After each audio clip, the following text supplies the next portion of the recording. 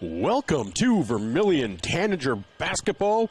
It is the first home game for the Tanagers as the girls are playing in the Birdcage. The boys are going to be down in Sioux City tonight as they are taking on Boys Town. As Boys Town is and the Vermilion Tanagers are at the Tyson Event Center. That will be on Classic Hits 106.3 KVHT. And Joe Van Gore will be down there bringing you that matchup. And here we will be bringing you the Tanager Girls as they take on the Ponca Indians out of Nebraska. Ponca, longtime powerhouse in northeast Nebraska basketball. They are going through a bit of a rebuilding. Some might say reloading. We haven't quite seen for sure, but it's always going to be a good matchup. This is the first of two Nebraska teams that this Tanager Girls squad will face, as they will face Crofton in the nightcap of the Vermilion Holiday Classic on Saturday at the Sanford Coyote Sports Center. So get to see a little bit maybe different brand of basketball. Right now we're at halftime of the JV game where Vermilion trails 23-16. You know, it's a much more subdued atmosphere when it's a JV game. But we're expecting a pretty good crowd tonight for the home opener. There are also, if you're on your way to the game, they are selling orange towels with purple butterflies as a young lady, a 5-year-old young lady named Kinsley from Ponca is battling leukemia. And so the group in Vermilion at the high school created these towels, and they're selling for $5. So if you are on your way to the game, bring cash, and 100% of the proceeds are going to Kinsley's family to help battle leukemia. You know, just a lot of different expenses come up with that. So if you're able to bring some cash with you and buy one of those little purple or little orange towels with the purple butterfly, purple is the color of the fight against leukemia, that would be great. But if you're not on your way and you're just going to be listening to me or watching me online, we welcome you to Vermilion Streaming. We love that you are joining us as we have a lot to discuss. Now, this is Vermilion Tanager basketball. It's brought to you by First Dakota National Bank. First Dakota National Bank has been serving their customers for over 150 years in both personal, agricultural, and commercial lending. So First Dakota National Bank is our corporate sponsor of these broadcasts. We want to thank them for being a wonderful partner with these Tanager broadcasts and the Sportscasters program. Again, and we will be bringing you games around the state. That is brought to you by the Vermilion Medical Clinic as we take a look at that. And just a reminder, every time I mention the scoreboard sponsor is Midwest Ready Mix. Our halftime show will be Carlson's Body Shop, and our water breaks are brought to you by Murph's Appliance. Just kind of giving you the lowdown of all of our sponsors that make these broadcasts possible. There's about a minute left in the halftime.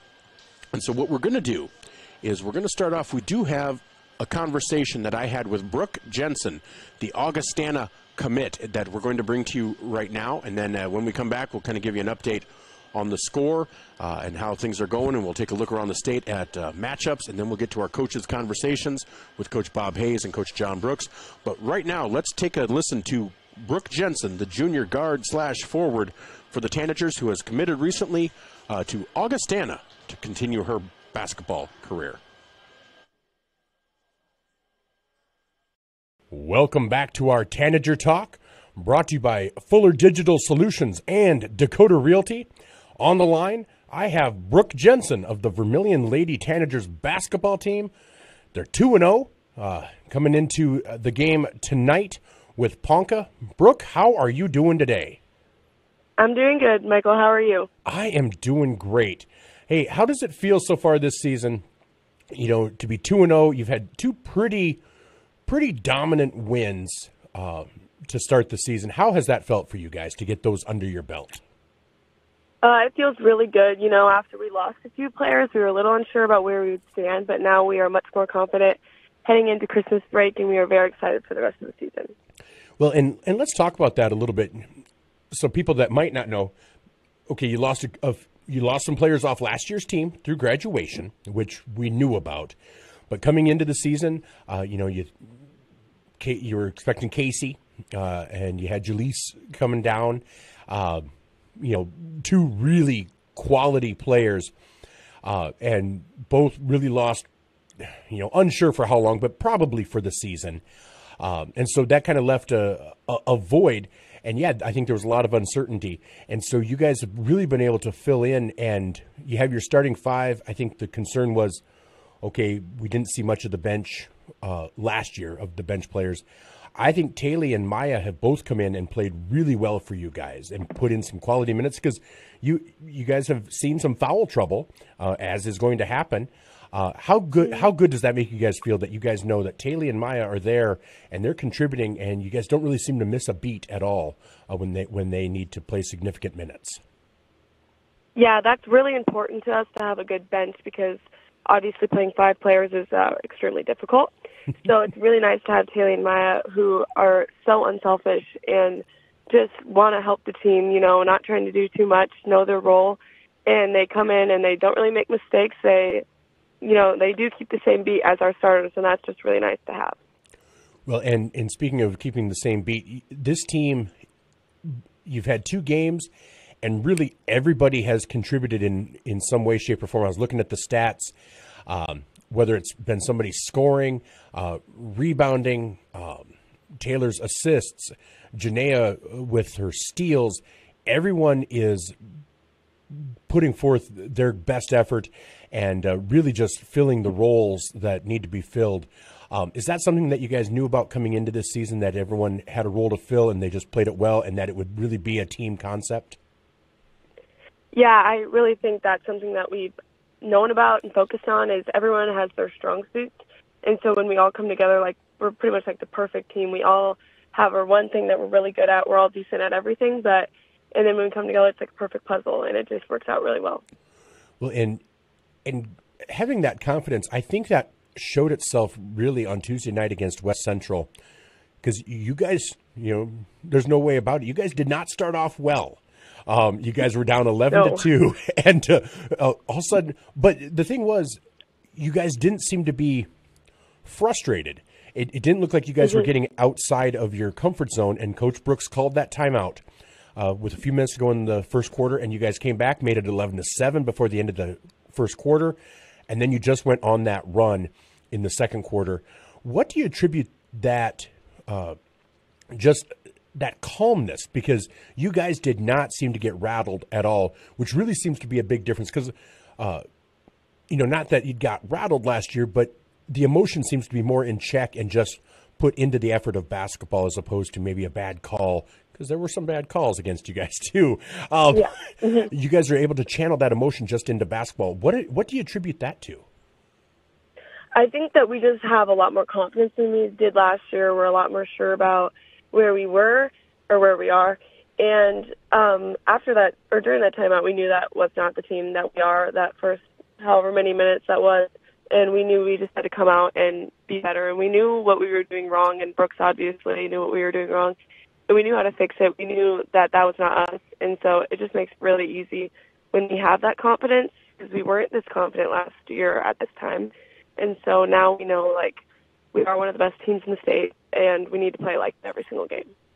All right. Well, we're going to talk about the games you have coming up here shortly, but just want to take a little sojourn here and just talk a little bit about you for a moment. Earlier this year, before the season started, you announced your commitment to Augustana, and I had a chance to talk with you about that earlier. But how now that you've made the announcement, and when people talk about you, they talk about Augustana commit Brook Jensen. How does that feel? Does it feel like it's sunk in that that you've kind of made that decision for yourself? Yes, I'm very excited to go there. I'm very excited about the school. I love the coaches. I love the team. And it's definitely feeling more sunk in, more real now. It was a little bit surreal when it first happened, but now it just feels like it's a part of my life, and I'm really excited about it. All right. And what was it about Augustana, or was it just more than one thing that kind of made that decision for you? It was a lot of things. I mean, it's just everything that I had on my checklist of a school I wanted to go to, it seemed to check off. I loved Sioux Falls. I loved the campus. I obviously loved the coaches and the team. And so I also love that it's close to Vermilion. So I love everything about it, really. All right. Well, that's perfect. Well, I tell you what, I have a couple of questions here that are not basketball related. It's more just kind of a get to know you. And some people get a little thrown by them, but don't worry. We can always edit. If you could see 3 musical artists, and they could be living or dead, which 3 musical artists would you see? Well, for sure, Taylor Swift would be my number 1. And then probably Zach Bryan would be my number 2. And then maybe, let me think here, Olivia Rodrigo would probably be my number 3. Okay, Olivia Rodrigo. Now, that is my first Olivia Rodrigo. So, all right. I've found some common threads. Zach Bryan and Taylor Swift, they've been in there a few different times, but that is my first Olivia Rodrigo. So, all right. Well, that is excellent. Well, now, this next one, I will preface, it's a final meal question. You have one final meal. What would it be? Now, I will let you know, Will Leyland, the kicker for USD, asked me if it was a final meal because he was on death row or just a final meal because he knew he was dying. I don't know what difference it would make, but if you feel like that gives you a different context, you can apply whatever you would like to it. But just a final meal, main course, side dishes, desserts, whatever. I would have to say probably a plate from Panda Express with orange chicken and the noodles, and then chocolate cake. And that's probably all I would need. All right. I hate to admit this. I have never had Panda Express. It's my favorite fast food restaurant. All right. Well, I guess I'm going to have to try that. Is that up in Sioux Falls?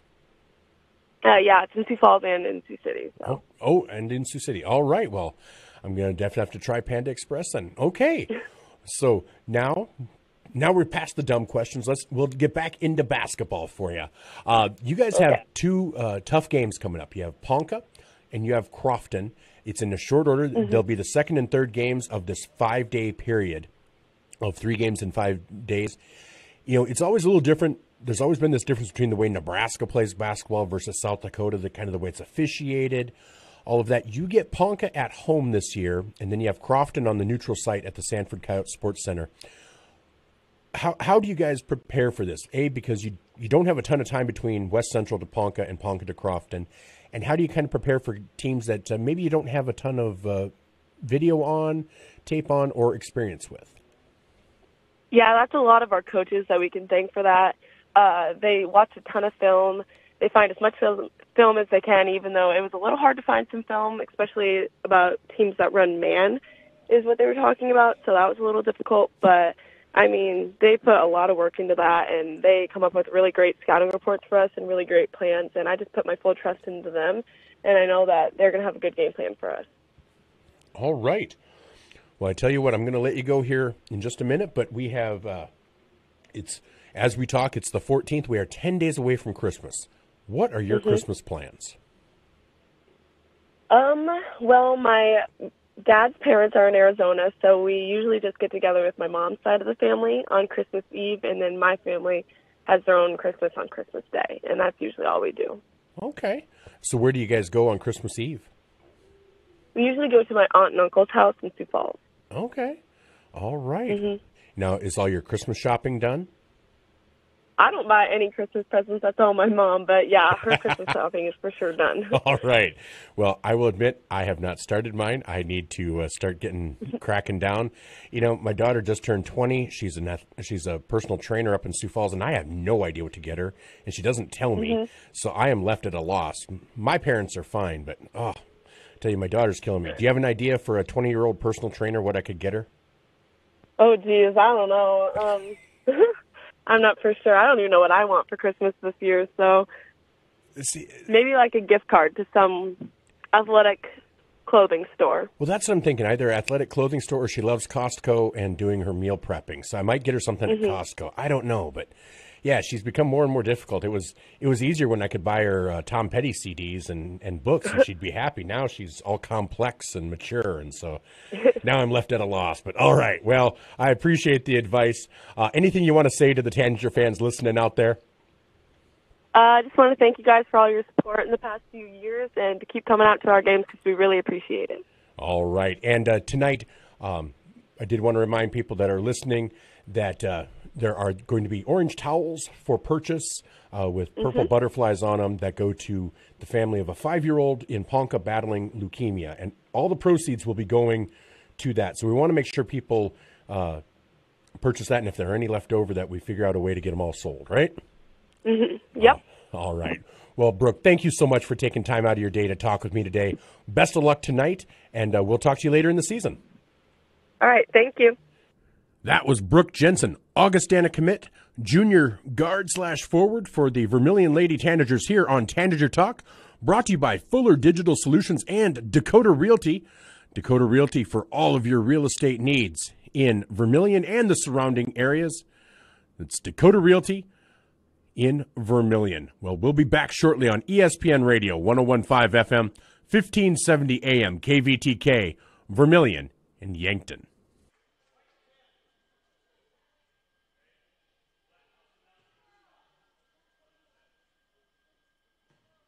Safe means you're sort of protecting yourself.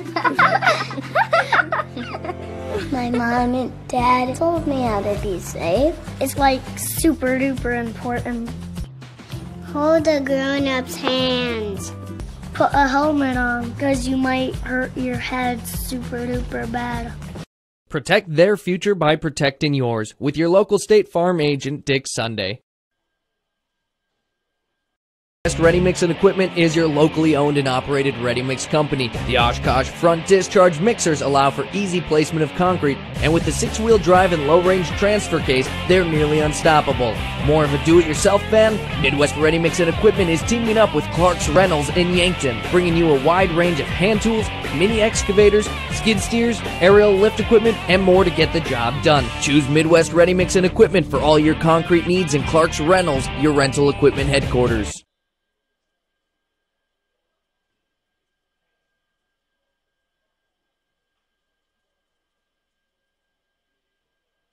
And welcome back. I hope you enjoyed the interview with Brook Jensen as part of our Tanager Talk, brought to you by Fuller Digital Solutions and Dakota Realty.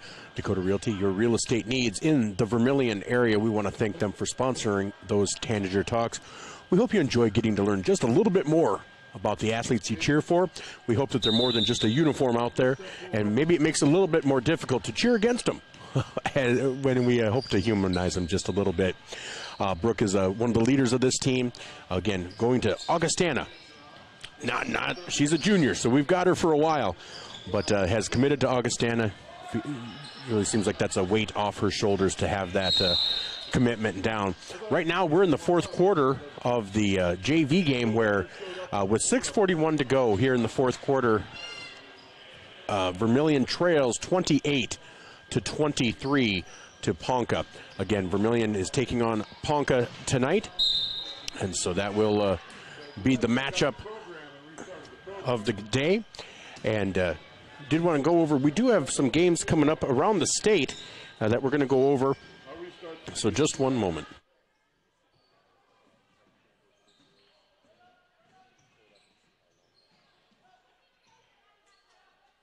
And again, the boys, Vermilion boys, will be down in Sioux City. They're at the Tyson Event Center.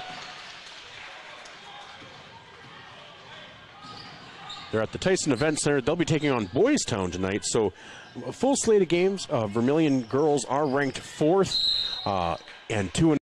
Welcome back to Tanager Talk, brought to you by Dakota Realty. On the line, I have the 2-0 having defeated West Central and South Sioux City in their first 2 matchups. Boy, that matchup against West Central, if you did not get a chance to catch that, it was quite a matchup. It was quite a matchup. They were outsized. Jake Kuhl, the Northern State commit, plays for West Central. You played at Irene Wakanda last year. His brother Will Kuhl is also there at 6'8". You know, it was quite a stark contrast as they began. The jump ball was Jake Kuhl at 7 foot versus Carter Hansen at 6'3", and so it was the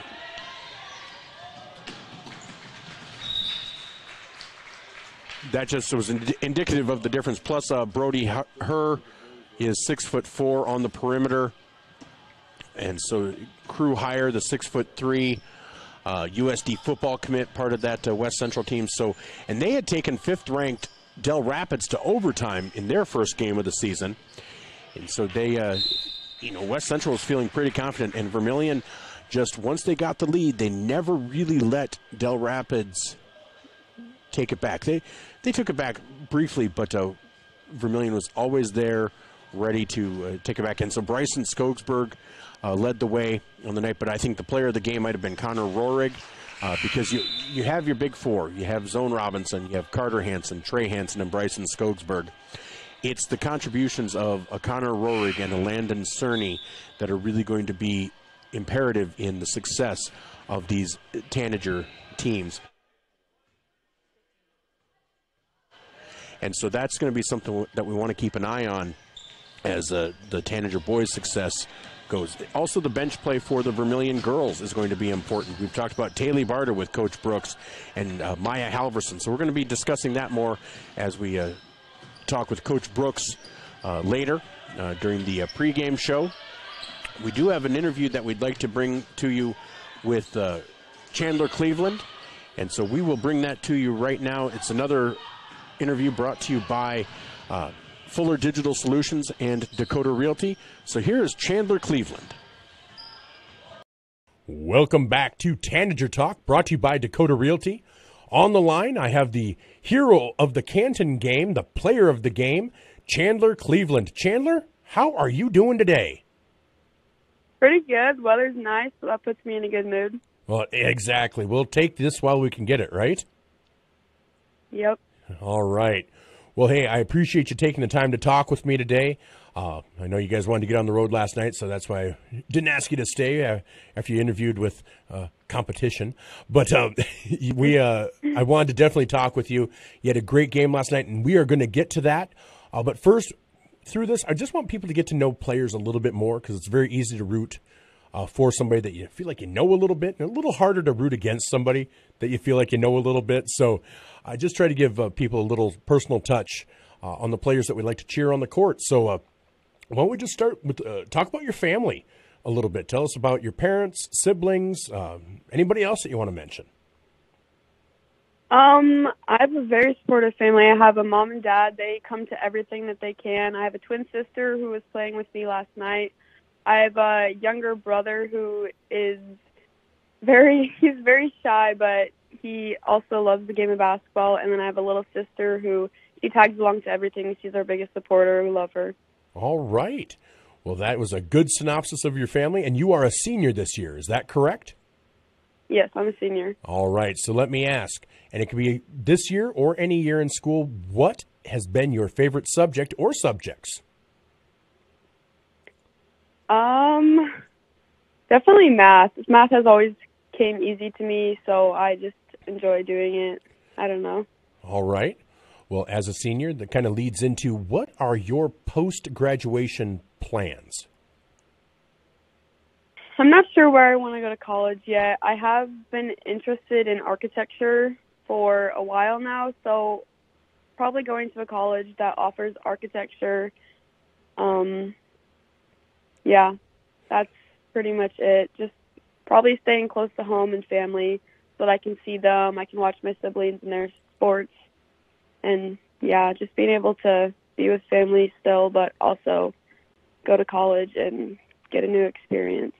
All right. So what is it about architecture that draws you in, no pun intended, on the drawing part? Well, I have always enjoyed drawing. Like, I mean, I'm sure most kids, like to draw out their dream house or whatever, but I've really enjoyed, like, I like watching the house shows, and I like the design aspects. I like math. I like thinking about how things are built. So I think architecture has just always been kind of a good fit for me. All right. Well, that is good. I mean, I think architecture is fun. That was something I had thought about when I was in high school as well. Then I got into politics and my life just went downhill from there. But no, I think architecture is a great choice. And so any particular schools that you've looked at or just kind of still in the feeling out process?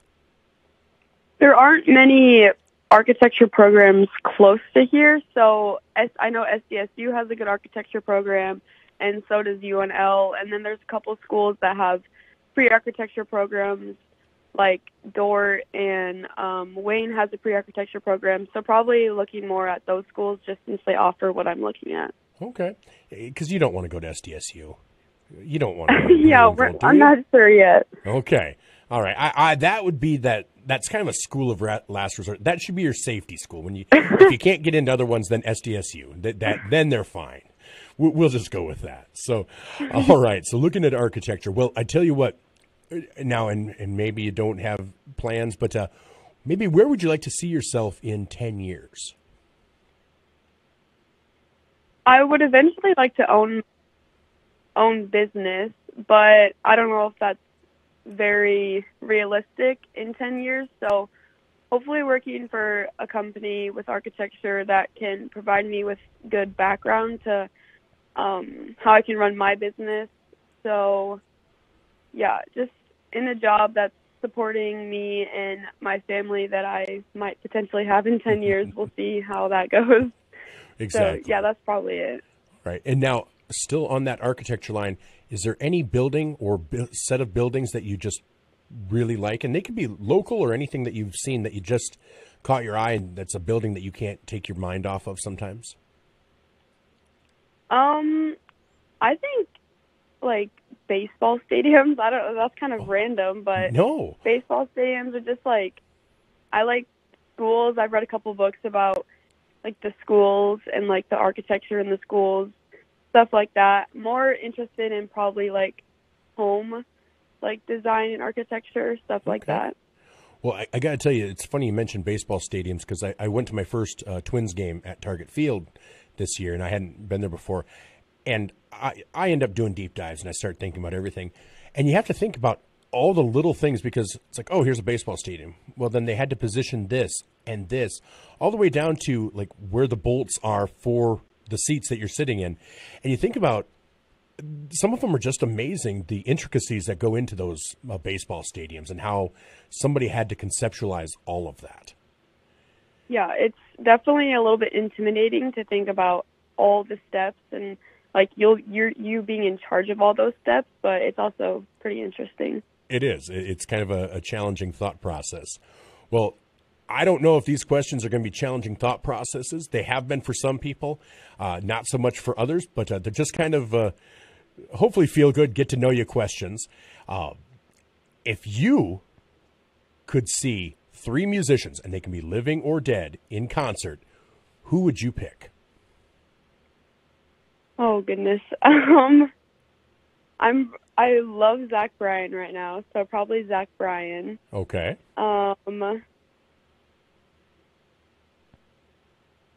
Zach Bryan, Kane Brown, and maybe Morgan Wallen. Okay. All right, so kind of going with the country theme. Yeah. All right.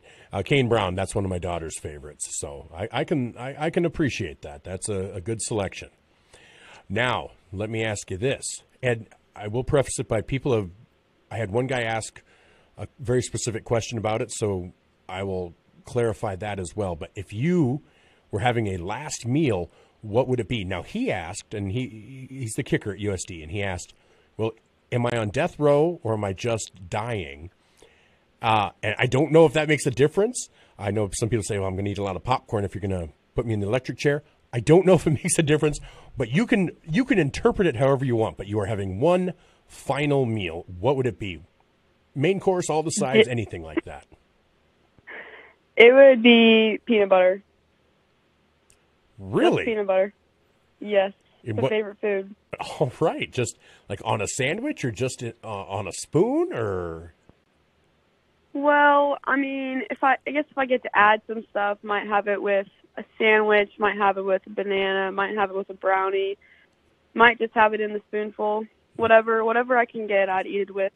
All right, so that's just going to be the layout in front of you. I can envision that. That's not bad. All right. Well, I know you didn't agree to an interview that asked you inane questions like that. So we'll get on to real things here. We'll get on to some basketball. So basketball season started last night, and I think I've only been calling the games now for a year, one season and one game, but I thought you had the best game overall that I'd seen you play. And it just seemed like you had so much confidence out there. What do you All right, that was our conversation with Chandler Cleveland. Chandler was probably the leading scorer in the first game. Had a chance to talk with her. And the rest of it was just kind of a discussion of the upcoming game and the game that we played. So just wanted to give you the synopsis, kind of the behind-the-scenes look at Chandler Cleveland. If you ever want to go back and listen to those will be archived on Vermilion Streaming on YouTube, and you can listen to those at any time. Again, thank you to the sponsors, Fuller Digital Solutions and Dakota Realty. Right now, we're looking at 50 seconds to go.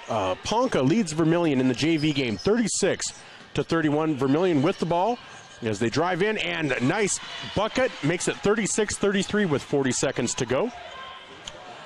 And here's Ponca. And so after this game, the screen might go orange on you. It will come back. At least that's what we're told, and that's what we hope. But we will be bringing you the pregame show after this. But at 23 seconds to go, 20 seconds on the shot clock, 36-33, Vermilion trails Ponca. They will have to shoot at some point before the end of the quarter. Oh, and there's going to be a foul. Foul on Vermilion. On Madigan Wallen, number 42. I have the varsity. I didn't have the JV, so I wasn't quite sure. I thought that was a varsity uniform. I got to tell you, I like the JV uniforms, though. So here's the first free throw for Ponca is up and in, so it's back to a two-possession game with 13 seconds to go here in the JV matchup. We'll be bringing you the pregame after this. And the second free throw up and good, 38-33, a 5-point lead for Ponca here in the JV matchup as we'll get prepared to bring you the varsity action. And there was a steal, and Ponca will bring it up, and they will win the JV game 38-33. You're listening to ESPN Radio, 101.5 FM, 1570 AM KVTK, Vermilion and Yankton, as we will be bringing you the pregame show. We'll be back in 1 minute on ESPN Radio. This is Michael Schumacher alongside Jen Ashley bringing you Vermilion Tanager basketball. Olson, owner of Blaine's Body Shop in Vermilion. I grew up here, graduated here, and now have a business here. I'm proud to serve the community that has helped me live this dream. I have top-notch equipment, the latest in training, along with a worth ethic and the desire to serve you. Should you need repairs in the future, please remember Blaine's Body Shop across from Polaris on the Highway 50 bypass in Vermilion. Blaine's Body Shop. Automotive collision repair. Now online at blainesbodyshop.com.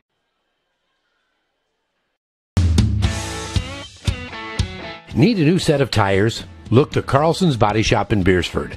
How about some accessories like WeatherTech floor mats, access roll-up truck covers, bed liners, remote car starters, and thousands of other products. Hey, you can look at everything at your convenience online too at carlsonsbodyshop.com.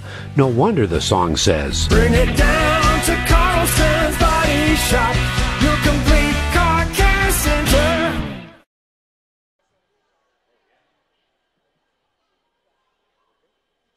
And we are back as we get ready for the pregame. And as you might know, the Tanager boys will be in Sioux City tonight taking on the Boys Town squad out of Omaha. There's also a big matchup in volleyball as the Nebraska Cornhuskers are taking on the Pitt Panthers in the Final Four right now. In the set one, it's a best of 5. Nebraska and Pitt are tied at 7. It's number 1 Nebraska versus number 1 Pittsburgh. They're tied, both their top seed in their quadrant. And so Nebraska, number 1, and Pittsburgh, number 1, facing off in semifinal number 1. We'll keep you up to date on that as well. But this is your Tanager broadcast brought to you by First Dakota National Bank. Let's take a look around the state, brought to you by Vermilion Medical Clinic, as we bring you some scores from around the state in Class A. We'll start with that for tonight. Red Cloud beat Little Wound 81-33. Lower Brule defeated Teoshpo Zina 69-40 in a close one. And now these first ones have all been at the Lakota Nation Invitational. Tell you what, as an announcer and a high school basketball fan, that is a bucket list for me. I definitely want to make it to the LNI tournament. So Rapid City Christian defeated White River 60-59. Also at the Ice Arena at the Monument, Omaha Nation of Nebraska defeated Pine Ridge 67-32. These are all girls scores for Class A. Lakota Tech defeated McLaughlin 48-41. That was in the Summit Arena at the Monument. Crow Creek defeated St. Francis Indian 66-28 at the Monument. Santee, Nebraska over Cheyenne Eagle Butte at the Barnett Arena in the Monument 51-49. And at Baltic, Sioux Valley leads Baltic 26-11 with 4 minutes left in the second. Corsica Stickney over Sanborn Central Woonsocket 17-12 with 6 minutes left in the second. Mount Vernon Plankton 8-6 over Miller with 4 minutes left in the first, and Redfield and Dual will play later, along with Sisseton, Groton area, Clark Willow Lake and Millbank, Custer and Wall, Todd County and Dupree, Flandreau and Beersford, Burke and Winner, Florence Henry and Waverly South Shore, DeSmet and Esteline Hendricks, Wagner and Tripp Delmont Armour, Flandreau and Beersford. Oh, they flipped those around on me. Weird. Stanley County and Phillip, Lennox and Madison will face off. Elk Point Jefferson and Parker tonight. Scotland and Bon Homme, New Underwood, Hill City, Elkton Lake Benton, Iroquois Lake Preston, Tri-Valley, who will be the Tanagers matchup on Tuesday back here at the Birdcage, is facing T area. Vermilion, again, is facing Ponca. And Douglas is facing Hot Springs, 2 0-2 teams. In AA action for girls, just the one game, that Douglas Hot Springs matchup. And then in Class B, out at LNI, Oldricks defeated Teoshpe Topa 55-50. Marty over Crazy Horse 66-10. Arlington over Castlewood 8-6 with 1 minute to go in the first. Centerville over Avon 17-6 with 7 minutes left to go in the second. We'll see how Courtney Sees, the 1,000-point scorer at Avon, does in that matchup. Ethan over James Valley Christian right now, 13-11 with 1 minute to go in the first. Corsica Stickney and Sanborn Central Woonsocket 17-15. A lot of A and B crossover. Harding County and Timberlake later. McIntosh and Newell later. Takini and Wakpala later. Wagner and Tripp Delmont Armour later, and that is top-ranked Wagner with the top player in the state, Ashlyn Copel. Gayville Vollen will be taking on Andes Central Dakota Christian, and we all know the significance of Andes Central, right, Jen? Yes. Right, if you've been listening, that is the alma mater of one Linda Harvey, now Linda Harvey Schumacher, who was set to graduate from Pickstown in 1969.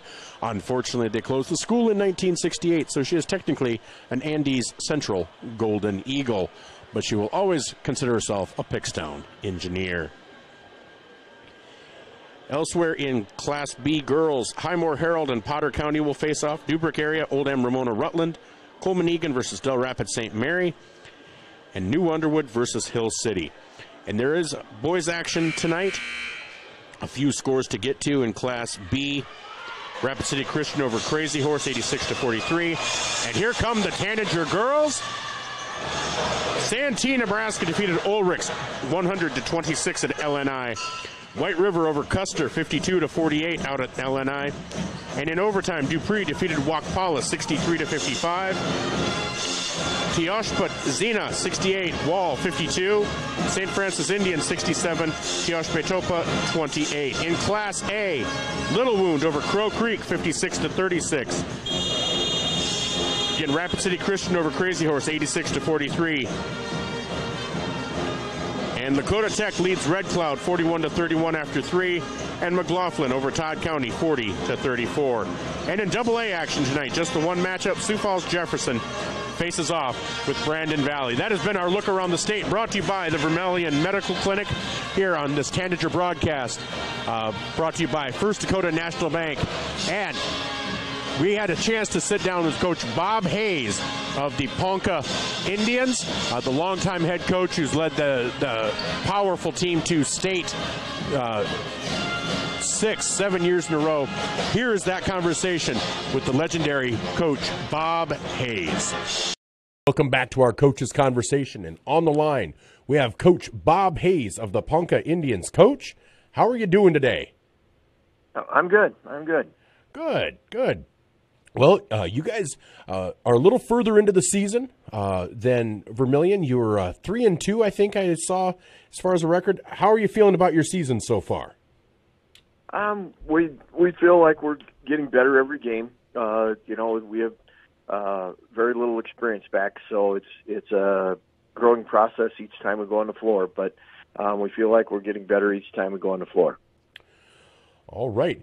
Now, you've had a storied program for years, making it to the state tournament on a regular basis. What are you seeing from this team that, as you continue to progress, where are you seeing the areas of improvement?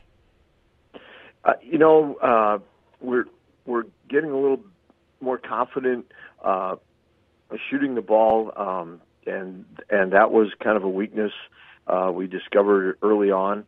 So we're gaining some confidence shooting the ball. We've shot the ball decent at home, but on the road we've had some struggles. But just this week, last Saturday and then Tuesday, saw improvement there.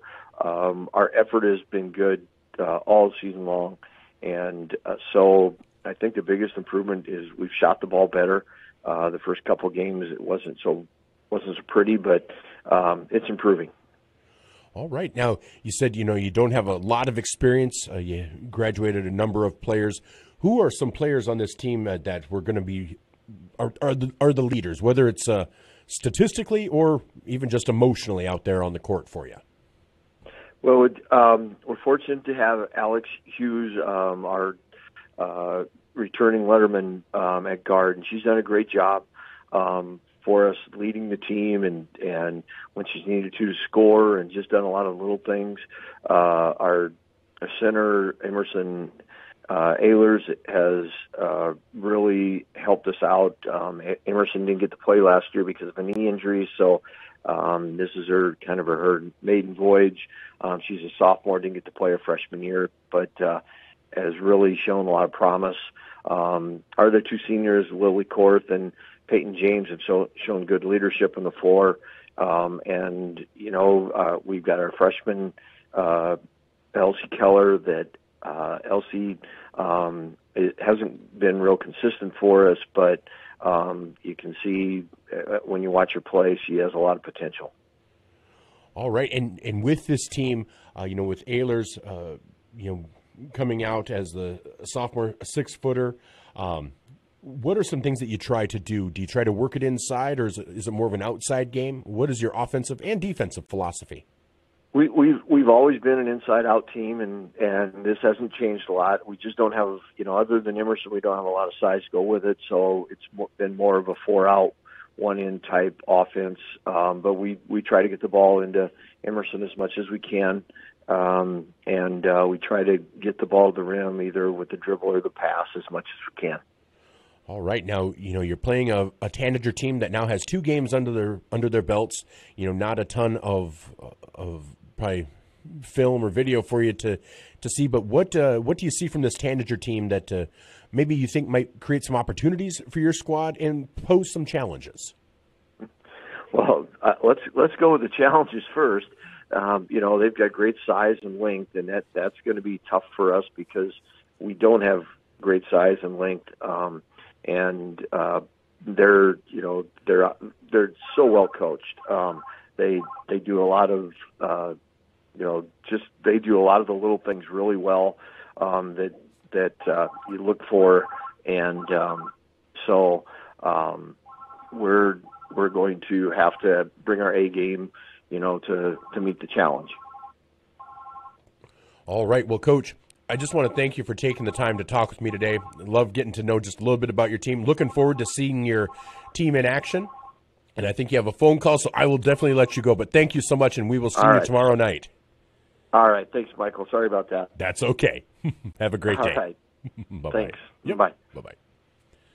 That was Coach Bob Hayes of the Ponca Indians as his 3-2 team prepare to take on the 2-0 Vermilion Tanagers in the Birdcage here at the campus of Vermilion. We'll be back after these messages on ESPN Radio 101.5 FM, 1570 AM, KVTK, Vermilion and Yankton. That was our interview with Coach Bob Hayes of the Ponca Indians girls basketball team. We also had a chance to sit down with Coach John Brooks. But just as a quick update right now in the Nebraska pit, Jen gave me a hand signal I couldn't see. 15-12 in favor of Nebraska in set one. Well, we also had a chance to sit down with Coach John Brooks of the Vermilion Lady Tanagers. Here's that conversation. Welcome back to our coaches conversation. We have Coach John Brooks of the Vermilion Lady Tanagers on the line. Coach, how are you doing today? Good. A lot of snow out there. Still see a lot of schools are delayed and canceled, so I'll have to be in school today and getting a game in again tonight. Yeah, it is. It seems like we finally got lucky in this whole system. We got the T area game in early, and we're getting this one in. I see Friday night's opponent, Parkston, is not having school again today. That's they got hit quite a bit harder than we did. It looks like over 2 feet of snow in that area of the state. So we'll count our blessings on this one, I guess. Yes, that's right. We've kind of talked about that. It's finally a chance to be getting back into a groove, after the fits and starts of the first three or 4 weeks of the season. How does it feel to finally be getting a series of games? And, last week you got one in on Friday, then you got Monday in, and you're getting one in tonight. How does that finally feel to finally just feel like the wheels are finally rolling on the season? Yeah, hopefully we can keep this going a little bit. Obviously, we got that T game in on Monday, but then we were off practice on Tuesday because of the weather. So it still feels like we're struggling just to put a full week together. But at the same point, we can't complain too much down here in the southeast part of the state. I think we're better off than most people, so we're just happy to be playing again. Yeah, no, but I think you're right. I think some areas have gotten hit pretty hard, and you look at the state website, and there are some teams that have still only played 1, 2, maybe 3 games on the year. So yeah, it's nice to finally be getting these in, and to be seeing success on the court. You have defeated, what, according to the prep media rankings, the 4th ranked team each of the last 2 weeks. Has that given your team just a little extra confidence now heading into this part of the season? Yeah, I think that you can build confidence on those types of things and beat some good programs with T and West Central. And but I think our main conversation was yesterday is you can't get ahead of yourself. We're only 5 games in. There's a ton of good teams left on our schedule. We're probably playing one of the best teams on our schedule here tonight with Ponca. So you can't be too happy with what you've done in the past. You got to be looking forward. You got to be ready for every single game that you're going to play. We're going to play tonight and tomorrow against 2 more unbeaten opponents with Ponca and Parkston. So it doesn't get any easier. So we got to be focused up again and ready to play hard. And that's exactly right. And what Ponca poses as a challenge is, playing an out-of-state team, you don't have much, as far as common opponents. They're a different class, but they are, whether you're looking at the Omaha World Herald, where they're ranked 2nd in C2, the Lincoln Journal-Star, they're ranked 4th. Ponca's been to the state tournament in Nebraska the last 4 years, and they're always a solid team. Coach Hayes always does a great job with that squad, and so it is going to be one of the biggest challenges of the season. And how do you relay that to your girls? I know you try to take it one game at a time, but they might see that it's a smaller school. How do you try to encourage them that it's not they're not a small school by the way they play? Well, first of all, they came into our gym last year and rolled us. I mean, they got us by 20, and our girls remember that game, and so they know exactly what type of team we're playing. And we've played Ponca the last 6 years, and like you said, Coach Hayes does a great job. Their pressure defense, full court man all over the floor. They are big. They are physical. They are senior loaded this year. This is kind of the last year with this group that he's been taking to the state tournament the last 3 or 4 years that have been very successful. So they are experienced. I saw Coach Hayes just got like a 600 victory last week, so he's been around and done this a long time. So they are well coached. They are They're kind of just a well-oiled machine. You know what you're going to get out of them, and they just do what they do very well. They do. And speaking of teams that do what they do well, your team has been doing really well, and Brook Jensen was just honored as the Midco Sports Player of the Week. But I think people would be remiss in thinking it's just Brook Jensen's team. This team, we've talked about it all season, everyone plays a part, whether it's pesky defense, strong inside presence, ball handling. What do you attribute, because your team is still fairly young, but they work so well together, you would think they'd been together far longer than they have been. Yeah, I think you really look at it, it's a couple, those groups have been playing together forever since they were little kids. And then obviously last year they got a ton of experience together with all being in the rotation and finding a way to kind of grind through our varsity schedule for a year while they were pretty young. And you can just see that they're a more confident group this year because of that. And we're not going to beat Ponca with one kid scoring tonight. The Ponca is too good defensively. They're too balanced. We need to have a balanced attack. We need to have a lot of kids scoring the basketball tonight. We need to have everybody involved in this game in order to have a chance. And that is true, and with that pressure defense and the speed with which Ponca plays, you'll be using everybody in your rotation. And along those lines, Livy Rigneris has been out for a couple of games. Is she expected to be in tonight? We'll be without Livy again, and that's just something that we're kind of monitoring going forward. We're not quite sure where we're going to get her back. So obviously we'll have to have some other kids step up and fill in her role.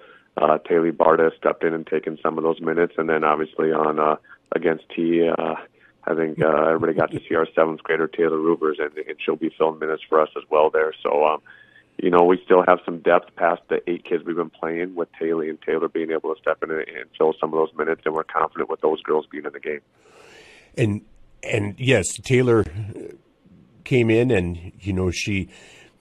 7th grader, I had to double check when I was looking at the roster, and she came in and boy, hit her first 3-pointer, made her first points in varsity. I think she had a couple of steals, some assists. I mean, she didn't look overwhelmed by the situation at all. She looked really poised out there. I think a lot of people have kind of seen Taylor coming up through the youth stuff and knowing that she's just she's going to be a special player. And we weren't really planning on using her too much this year, but obviously some injuries and some other things that she's kind of got thrown into the mix. But one thing that I think you'll notice with Taylor is, like you said, she's not going to be overwhelmed. She plays a lot of basketball. She started soccer on the varsity team this year as a 7th grader, so she has varsity experience. She's played with these older girls through other sports and basketball over the years, so they're very comfortable with her. She's been at all her open gyms all summer long, so it's not I think a lot of times you bring a middle school kid and it's like a completely different world for them, and for Taylor it's just not. She's been around these girls really ever since she's been tiny. She's played softball with them and all other kinds of sports, so I think that helps with her comfort level with playing with these kids, and Taylor's she's a basketball player. When she steps on the floor, she's ready to compete. She's ready to play, and I think she showed that against T. She really did. And, just as you mentioned, Taylor Barta came in and was just solid out there. You didn't see a real difference as far as the effort level or the efficiency of the offense or defense. And so that has to make you as a coach feel really comfortable in that, okay, I can go this deep into my rotation, keep my players fresh, and this is just all gravy at the end of it. Yeah, and we're still trying to play as fast as possible. So with that being said, you got to have a bench. You got to have kids off the coming in that you're comfortable with, right? And right now we are. I mean, to be bringing kids like Chandler and Claire off a bench is just it's almost crazy that we get to bring kids like that in. And then obviously Taylor filling in for Livy a little bit here. So we're comfortable with our rotation, and hopefully we can keep that going. Well, Coach, I know you have things to do, so I want to thank you so much for taking the time to talk with me today. We will see you tonight at Ponca, and go Tanagers. All right, that sounds good. Thanks, Michael. That was Coach John Brooks on our Coaches Conversation. We'll be back after these brief messages from our Vermilion sportscasters here on Vermilion Streaming on YouTube.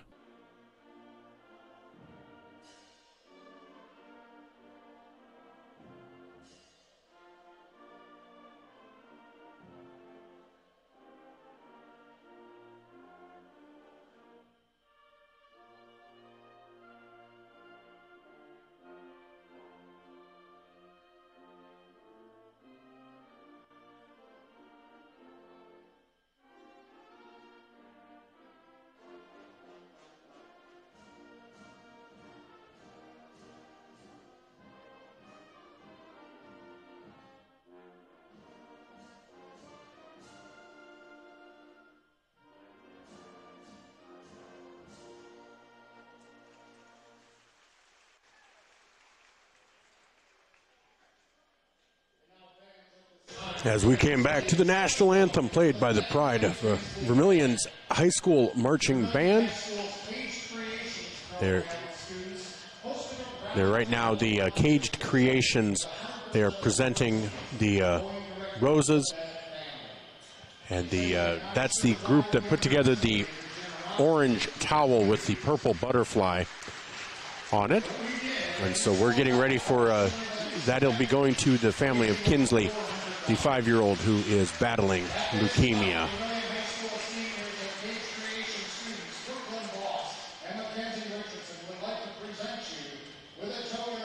Brooklyn Voss and Mackenzie Richardson were the two who presented that to the family. We want to thank them for the good cause, and hopefully some good funds were raised for them. And they're currently waving the flag, waving the towels in the gymnasium here. And we're going to take that pregame off the screen there for you as we get ready to introduce the starting lineups. So first we're going to introduce the starting lineups for Ponca. First will be number 12, Lily Korth, a 5'7" senior shooting guard. Lily Korth is averaging 7 points and 6.4 rebounds, as well as 2.8 assists and 2.6 steals. Next will be Elsie Keller, a 5'7" freshman shooting guard. Number 20, she's averaging 7.6 points per game, 2.8 rebounds, 1.6 AP assists per game, and 1.8 steals per game. And then number 32, Peyton James, a 5'8" senior small forward. James is averaging 4.4 points per game, 2.6 rebounds per game, 0.8 assists, and 0.6 steals. Next is Alex Hughes. Alex is 5'3" senior point guard. Number 34, she's averaging 12.2 points per game, 5.4 rebounds, 1.6 assists, and 4 steals per game. And then finally, sophomore Emerson Ehlers, who we did not see last year. She was injured, a 6-foot sophomore who's a shooting guard. She's averaging 11.2 points per game, 9.8 rebounds, 0.6 assists, and 0.8 steals per game. So that is your starting lineup for the Ponca Indians. Starting for Vermilion will be number 11, Taylor Roovers, averaging 13.5 points per game, 3.5 rebounds per game, as well as 6.5 assists and 5 steals. Also, Brooklyn Voss, averaging 9 points per game, 5 rebounds per game, 2 assists, and 2 steals. Janaea Cleveland, 5 points per game, 3.5 rebounds per game, averaging 2.5 assists and 5.5 steals. Chandler Cleveland, averaging 11 points per game, 8 rebounds per game, 1.5 assists, and 2 steals. And then finally, Brook Jensen, 11 points per game, 6.5 rebounds per game, 2.5 assists, and 2 steals. Those are your starting lineups for tonight's matchup. As we said, 4 new starters for Ponca from what we saw last year. Vermilion will be going with their usual 5. First 2 off the bench will be Taylor Barta and Maya Halverson. So Vermilion definitely doesn't want to get into foul trouble. They definitely want to make sure that they are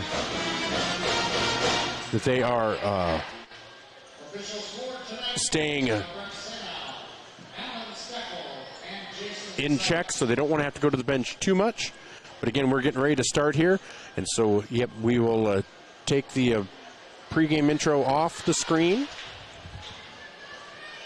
as we'll get ready here. Jumping will be Brooklyn Voss for Vermilion, and I believe it's Emerson Ehlers for Ponca. And that ball is tipped into the hands of Janaea Cleveland. Possession arrow will now go to Ponca. Vermilion in their white uniforms with red and black trim. Ponca in their black uniforms with blue trim and white piping.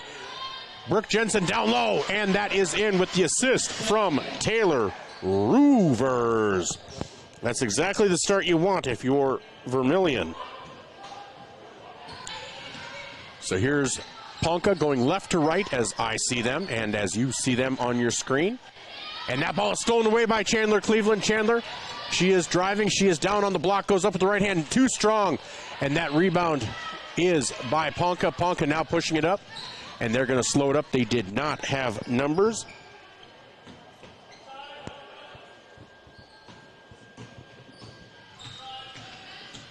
So here's the ball down low in the lower right corner. And that ball shot for three by Peyton James. No good. Rebound, Taylor Roovers. And Brooklyn Voss goes up, and that is good. And just like that, 4-0 in favor of Vermilion. 1:10 gone here in the first quarter. Nice ball movement by Ponca. And that ball is stolen away by Brooklyn Voss. Gets it ahead to Taylor Roovers down in the lower right corner. Drives in, short little jumper, up, no good. And rebound to Ponca. Just a little bit off by Taylor there, but a nice short jumper.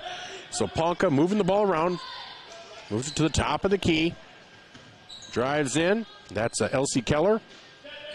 Keller gets it out front to Lily Korth. Korth backs him down, gets it over to Alex Hughes, Peyton James, and that ball is stolen away by Janaea Cleveland. So here's Roovers over to Brook Jensen, down to Brooklyn Voss in the lower right corner. Here's Janaea over to Chandler. Chandler for three, just off the mark, and unable to record the rebound is Brook Jensen.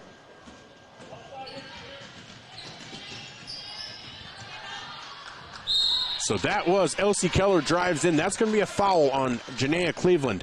Janaea got into foul trouble last game as well. No. They called it on Taylor Roovers, sorry.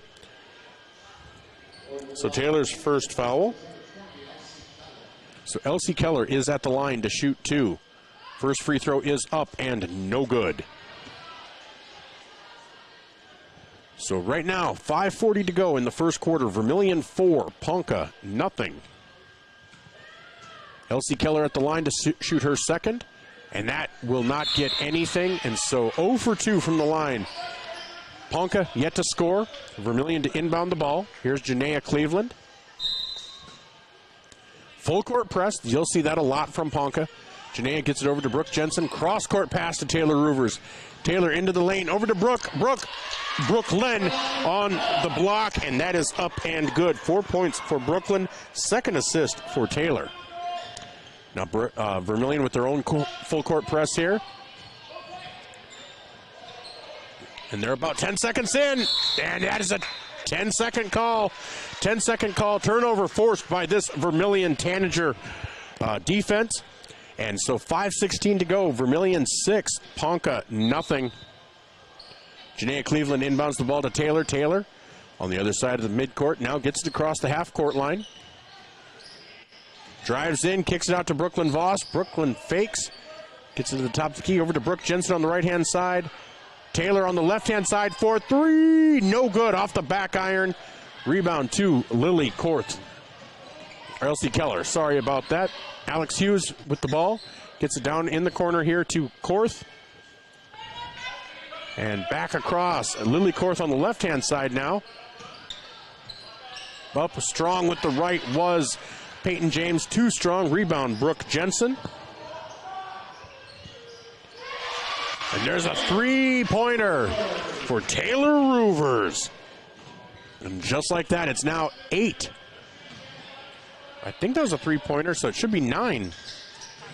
I thought they said 3, but out of bounds. Off of Vermilion. So Ponca inbounds the ball. So 8-0, 4:16 to go here in the first quarter. Ponca gets it down low to Emerson Ehlers. Ehlers harassed by Chandler Cleveland and Brook Jensen. Halfway through this fourth quarter, Ponca has yet to score. And that ball is stripped from Elsie Keller. And that is a shot clock violation. And that ball will go over to Vermilion. That's the second straight possession that this Vermilion defense has created a turnover. So here's Taylor Roovers, gets it over to Janaea Cleveland. Brook Jensen, cross-court pass to Taylor, into the middle to Chandler, down on the block to Brooklyn Voss, too strong off the back iron. Rebound to Lily Korth. And they get the ball ahead to Ehlers, and that ball is traveled as she was harassed by Taylor. Again, third straight possession that this Tanager defense has created a turnover. We're going to take a quick 30-second timeout. We'll be back on ESPN Radio 101.5 FM, 1570 AM, KVTK, and Vermilion streaming on YouTube. Clay County Abstract and Title Company has a complex job that boils down to something very simple: helping you purchase your dream with confidence.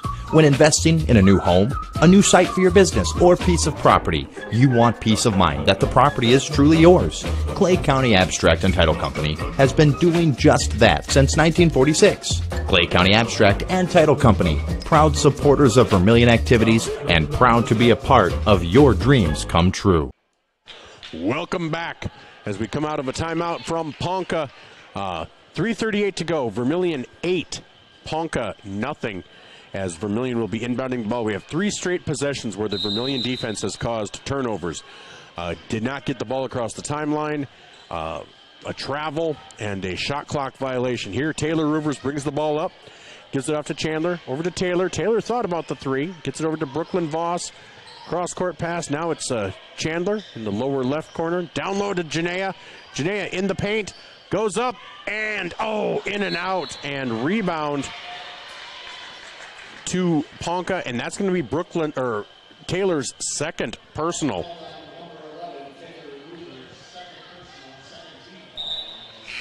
So, and like I said, Taylor Barta first off the bench, coming in to replace Taylor Roovers. Taylor for Taylor. Full court press stays on though, and Vermilion looks to keep that. Ponca looks to break it. They have 4 seconds to get across the timeline, and they do. And here's Ehlers. And James out to Elsie Keller. Keller gets it over to Korth. Korth drives in and is harassed by Barta. And here's Hughes for 3, and that gets nothing. And so that will land out of bounds. And back to Vermilion. So Brooklyn Voss will inbound, gets it into Janaea. 2:51 to go. Vermilion leads 8-0. And here's Taylor Barta, gets it down low to Brook Jensen off the block, and she puts it up. An assist for Taylor Barta. Another 2 for Brook Jensen. And there was a steal. There's Brooklyn Voss. And Chandler for 3. No.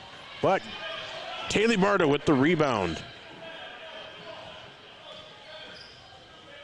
Jensen out on the three-point line, gets it down to Voss. Voss turnaround, no good, gets her own rebound up and is fouled. So right now, 2:14 to go here in the first quarter. Vermilion leads 10-0. Brooklyn Voss will go to the line to shoot 2. First free throw for Voss is up and good. Brooklyn has 5 points on the night. Second free throw, no good. And that rebound goes to Chandler Cleveland, though.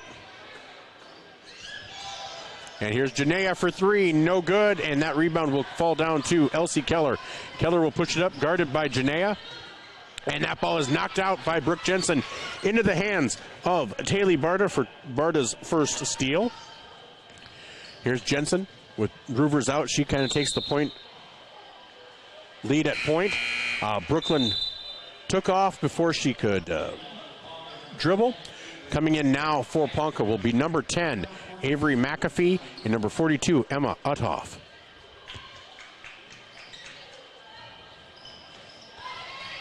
Almost stolen away by Chandler. But here's McAfee. McAfee gets it back to Hughes. Hughes by midcourt, guarded by Janaea. Harassed there and into the hands of Barta. That's Barta's second steal. Janaea Cleveland with the ball. This Ponca team is 3-2 on the season. Vermilion 2-0. Here's Voss, gets it into Chandler Cleveland on the block, and she loses control. And that is into the hands of Ponca. Ponca will have numbers. They will push it up, but they will slow it up as McAfee will get it off to Hughes. Hughes down at the right hand, underneath, no good. Rebound, Brooklyn Voss.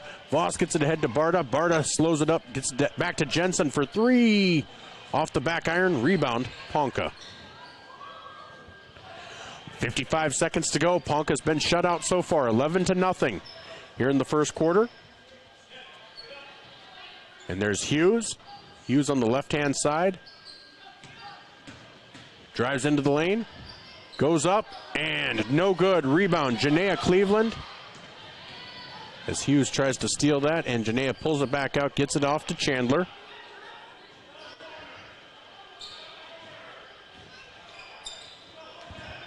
Here's Brook Jensen with 21 seconds. Short little jumper up and good for Brook. That is 6 points for Brook. 13-0, 17 seconds to go. Here's Hughes. Gets it across court to McAfee. McAfee down low to Peyton James. And James is unable to contain it. Rebound to Janaea Cleveland. Here's Brook Jensen ahead to Barta. Barta up, and they're going to call a travel as time expires. But after one, Vermilion 13. Ponca nothing. We'll be back in 1 minute on ESPN Radio 101.5 FM, 1570 AM KVTK, and Vermilion streaming on YouTube. You're in the market to purchase a new home for your family, you want to sell your existing home, or you're a student looking to rent an apartment, Dakota Realty and Property Management can fit your needs. Being locally owned and with over 150 years of combined experience, they are the experts at helping you find your new home. Go to Dakota Realty and Property Management because they like what they do. Dakota Realty is a proud supporter of Vermilion Athletics. Dakota Realty and Property Management, located at 125 East Cherry Street, Vermilion. The first bank in South Dakota was the easy part, earning the confidence of local farmers, helping families account for their dreams, and securing the future for countless businesses took us a little longer. We owe it to the hard workers, big dreamers, and forward thinkers out there. Thank you for making South Dakota a great place to call home.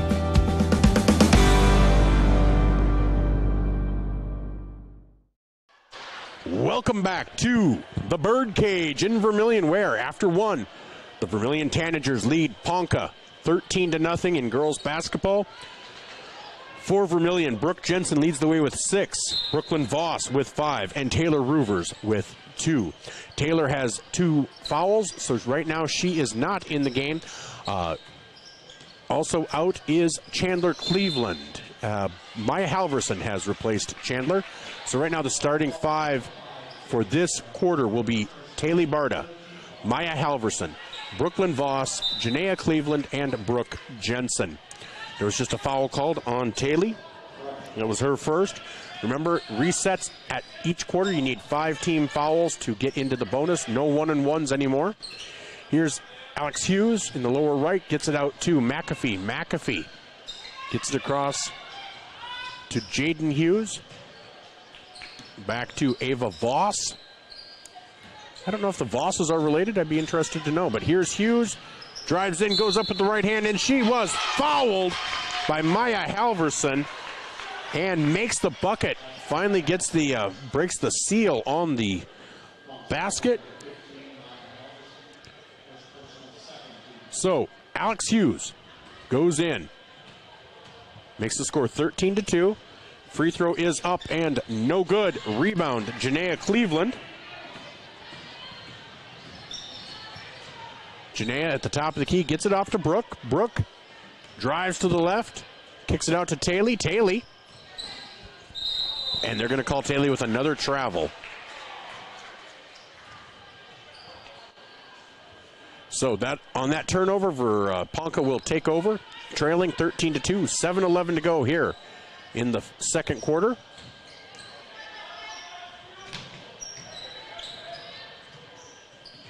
As that ball is knocked away by Brook Jensen. Nice steal by Brook. I think they're going to call a a foul on Hughes, as Brook was going to go uncontested to the basket.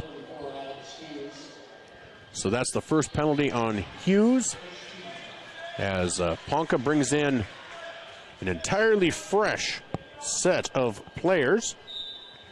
Let's take a look if we can get some numbers.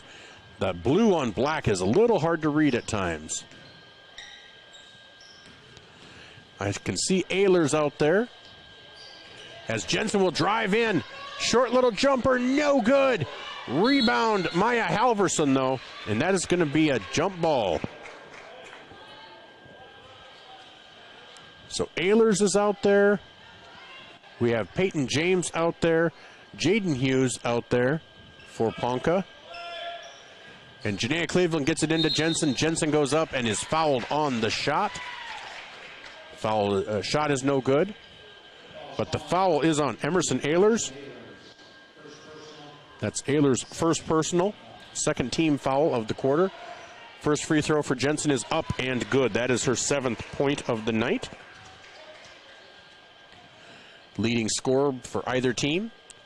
Second free throw up and no good. In and out. Rebound by Ponca. And that ball is too high, out of the reach of Jaden Hughes. Again, Hughes, Peyton James, Emerson Ehlers, Elsie Keller, and Lily Korth out there. So here's Maya Halverson out on the right-hand side, drives in, kicks it out to Voss. Voss brings it into the middle, drives into the lane, goes up with the right hand, and she is fouled on the shot. She will be shooting 2. And that was another foul on Ehlers, the leading scorer of this, one of the leading scorers for this Ponca team. That is her second personal, 3rd team foul. Brooklyn will go to the line to shoot 2. First free throw up and no good. She's now 1 for 3 from the line. You know, she'd like to get this one just to get back to 500 at least. First free throw, next free throw up and no good. That ball is out of bounds off of Vermillion. That will go to Ponca. So with 6:23 to go here in the second quarter, Vermillion 14, Ponca 2. So Elsie Keller gets it back to Korth. Korth gets it into the middle to Peyton James, and that ball is knocked away into the hands of Maya Halverson for another steal. Here's Janaea Cleveland on the left-hand side, goes down to the block, goes up, and that is good. And Janaea Cleveland is fouled on the shot, so makes it 16-2. Fouled by, Emerson Ehlers. That is her 3rd. So coming in will be number 42, Emma Uthoff. She'll be coming in for Emerson Ehlers. Remember, Ehlers is a sophomore, 6-foot sophomore. Did not play last year, had a knee injury. Here's Janaea at the line to shoot her bonus. And that drops. That gives Janaea 3 points on the game. 17-2, Vermillion leads. 6 minutes to go here in the second quarter. And that is up and no good. Rebound, Janaea Cleveland. They push it up. Brook Jensen pulls up. Short jumper, no good. Rebound, Elsie Keller. Keller with a cross-court pass to Jaden Hughes. Hughes back to Keller. Keller down low to Lily Korth on the left-hand side. No good.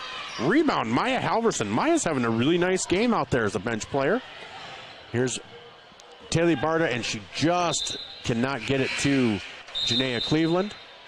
So Chandler Cleveland and Taylor Roovers are going to come in, replacing Maya Halverson and Brooklyn Voss.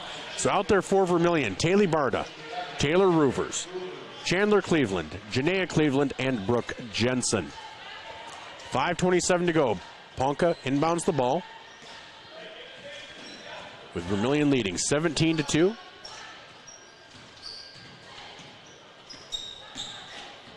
And that ball knocked away by Janaea, but back into the hands of Peyton James.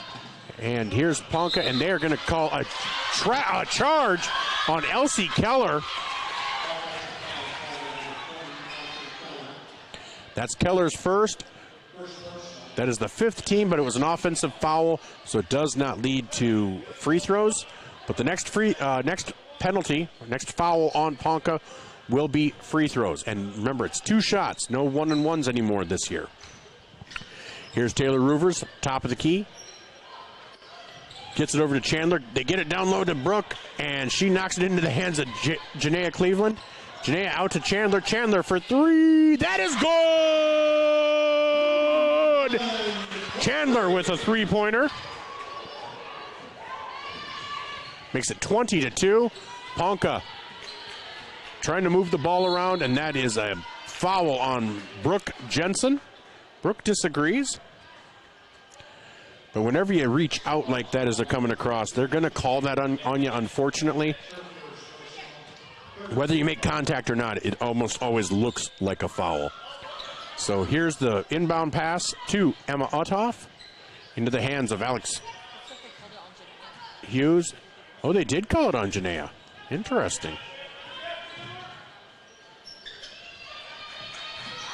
And, whoa, there's an interesting shot from Hughes. So I do apologize. That's on Janaea, not on Brooke. Here's Taylor Roovers, top of the key. Gets it out to Taylor Barta. Taylor gets it down low to Jensen on the block, unable to connect. And Ponca with the rebound, now trailing 20-4. Here's Hughes, brings it out, top of the key, gets it over to Peyton James. James back to Hughes at the top of the key. Over to Korth. Korth drives in. 18 seconds to go on the shot clock.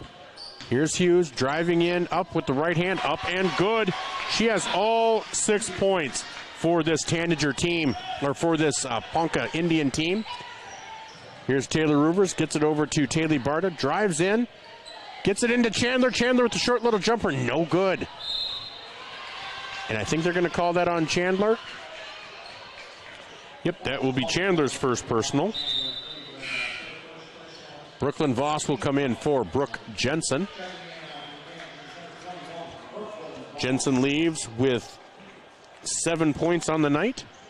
Here in the middle of the second quarter, 3:23 to go. Vermilion leads 20-6. That ball almost stolen away by Janaea. And this time she does get it. And they're going to call a foul, I believe.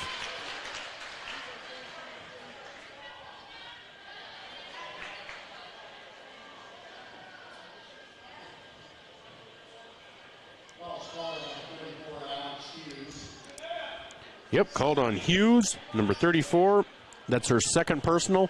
And because Janaea had possession, it will be free throws being shot. That is the 5th personal, or 6th team, I should say. So Janaea Cleveland at the line. Vermilion leading 20-6 with 3:11 to go here in the second quarter. First free throw is up and no good.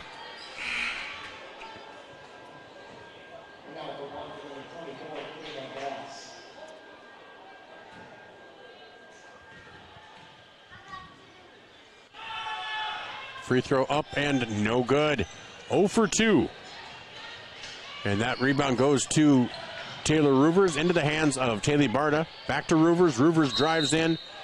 And they're going to call a foul on, I believe, Lily Korth, but we'll see here. Nope, they're calling it on Ava Voss. So Taylor Roovers goes to the line to shoot 2. First free throw up and no good. That makes Vermilion 3 for 9 from the free throw line right now.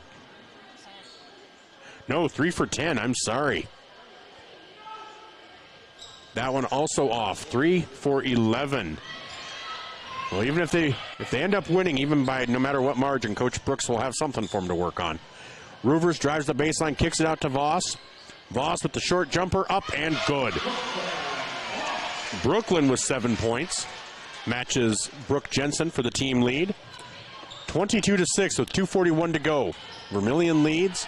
Ponca getting the ball across, and that ball is stolen away. Nope, that is going to be a jump ball. And that will favor Ponca. So Ponca will inbound Now they do get a new shot clock. They were down to 1 second. And there's a full timeout being called by Ponca. So we'll be back with 2:34 remaining in the second quarter. Vermilion leads 22-6. We'll be back on the ESPN Radio 101.5 FM, 1570 AM KVTK, and Vermilion streaming on YouTube. Digital Solutions started small, but now we're growing as FDS provides live streaming coverage for over 20 schools across 3 different states on our Fuller Digital Solutions YouTube channel. Subscribe to get notified when we go live for your school events. Big events are captured live, and your business can get noticed with advertising during our live streams. Local talent and camera operators are encouraged to contact us too for future employment. No experience necessary. We will train. For information about advertising or working with Fuller Digital Solutions, email us and follow us on Facebook. Interior technicians. I'm ready for my big role, Jerry. What do you mean?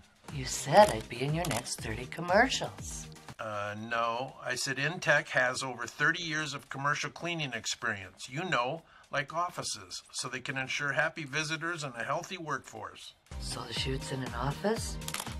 I can make that work. Oh my goodness. When you need it clean, call the Intech team.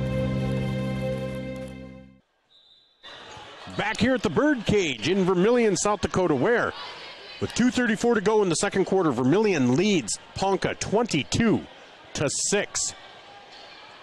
Ponca will inbound, and they do not get a new shot clock. They have to get this across the timeline in 1 second. I don't know that they realize that.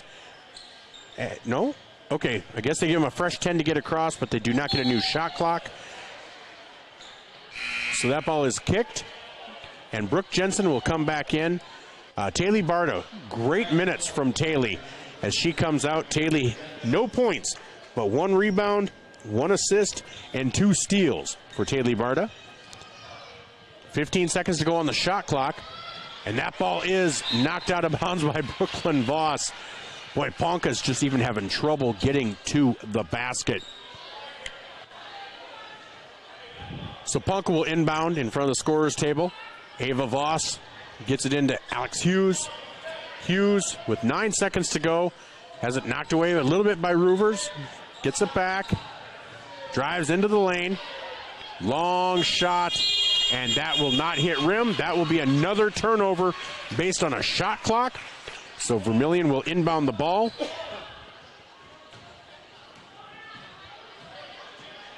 And here's Taylor Roovers bringing the ball up.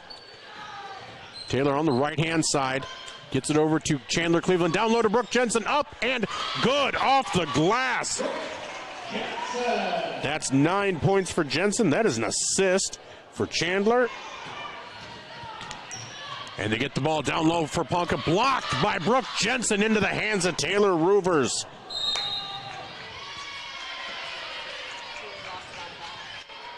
So Taylor loses it out of bounds. It'll go back to Ponca with 1:39 to go. 24-6, Vermilion leads. And again, Vermilion will play on Saturday. That ball was hit right into the hands of Voss, but it bounced right off of Hughes before it hit the ground. So that is another turnover. That will go into the hands of Vermilion. Remember, Vermilion will play on Saturday against another Nebraska team, Crofton. And there's a nice short jumper. Assist Roovers. Jumper by Chandler Cleveland.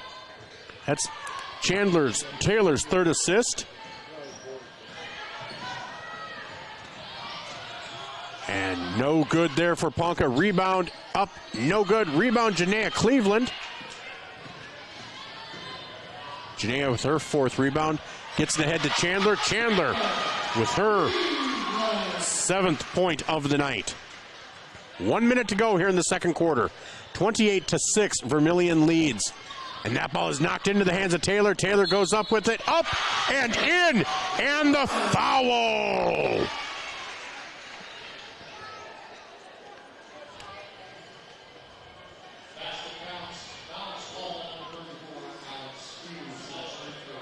So that is called on Alex Hughes. That's her 3rd foul.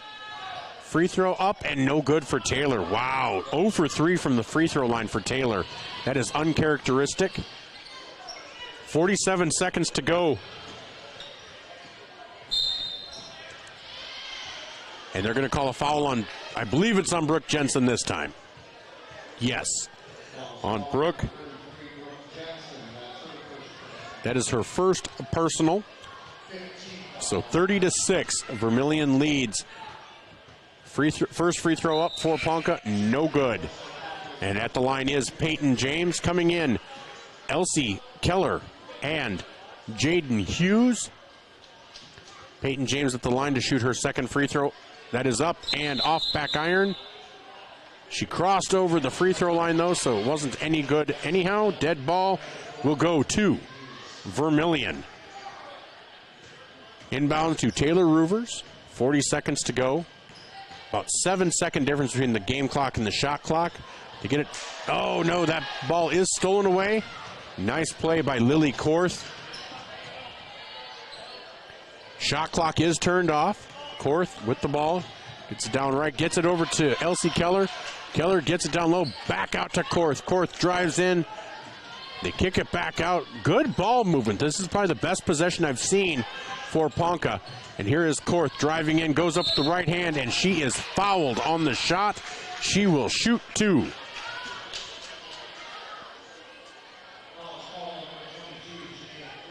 So that foul is called on Janaea Cleveland. That is her second. So Lily Korth to shoot two free throws, and that is up and good. That is 7 points for Ponca. 9 seconds to go, 30-7. Next free throw is up and good. 30-8, 8 seconds to go. Roovers with the ball. 6, 5, get it down to Jensen. Give and go.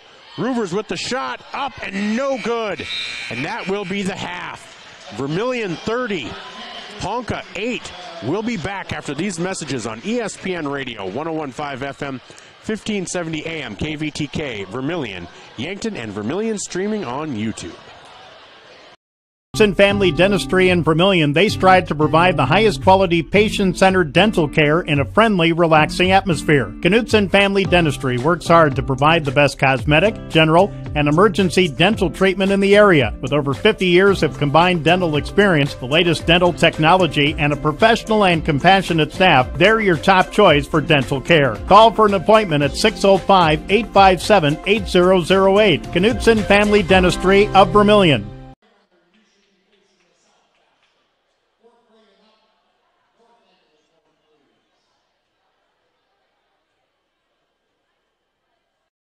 The wait when your furnace and AC needs repair by joining Larry's Heating and Cooling, Comfort Care, and Elite Care Club. Larry's Comfort Care Club features seasonal maintenance discounts on service and no overtime charges. Larry's Elite Club includes seasonal maintenance, free parts, free labor, free service calls, and both mean you are in front of the line for service. Call Larry's Heating and Cooling and sign up for the Comfort Care or Elite Care Club. Larry's Heating and Cooling, Yankton and Vermilion. You are self-motivated, accountable, and eager to learn new skills. We'd love to talk to you about a rock star career. Masaba in Vermilion is hiring full and part-time manufacturing positions for the rock industry. Masaba provides comprehensive training in a clean, safe, and state-of-the-art facility. Masaba offers competitive wages, a fun and interesting work environment and culture. Join our team of rock stars. Visit masabainc.com to learn more.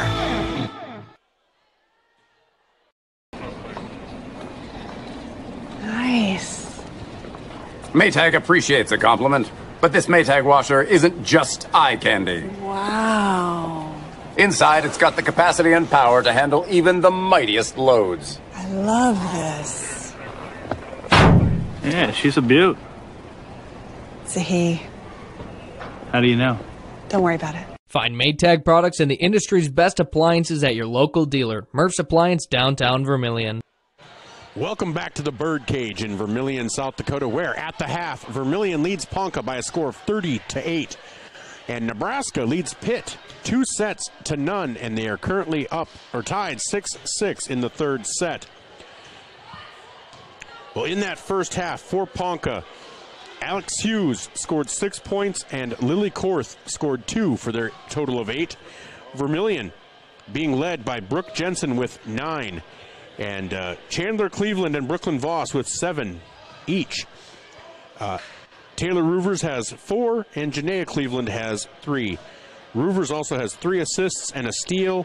Brooklyn Voss has a steal and 2 rebounds. 4 rebounds for Janaea Cleveland, along with the steal. Chandler has a rebound, an assist, and a steal. And you look at Taylor Barta, no points, but an assist, a rebound, and 2 steals. Maya Halverson with 2 rebounds and a steal. So just a well-balanced game for this team. And again, on the Midwest Ready Mix scoreboard, Vermilion leads 30-8 as part of our Carlson's Body Shop halftime show.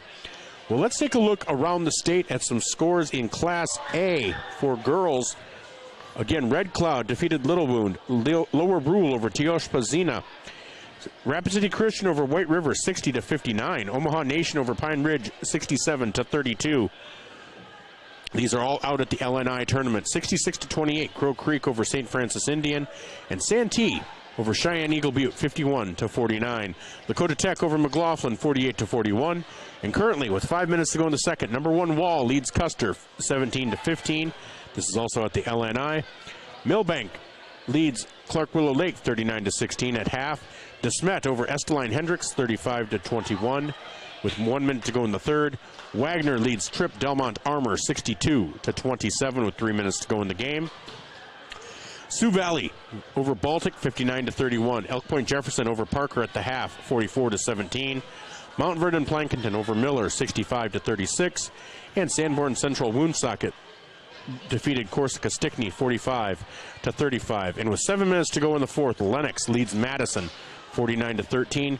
Other area games or ranked games as well. Sisseton over and Groton area will face off later, along with Burke and Winter, Flandreau and Beersford, Scotland and Bon Holm.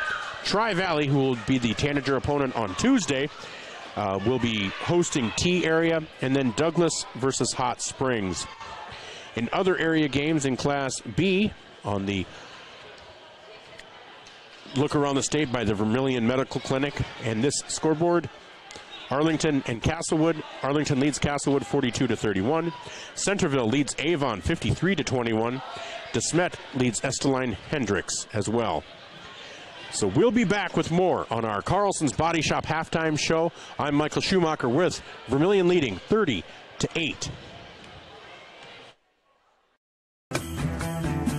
Pied Piper Flowers and Gifts, your floral and gift store on the corner of 15th and Broadway. We have what you need this holiday season. The freshest flowers and plants, home decor, candles, games, puzzles, socks, a great foodie corner, and of course beautiful jewelry, because we love things that sparkle.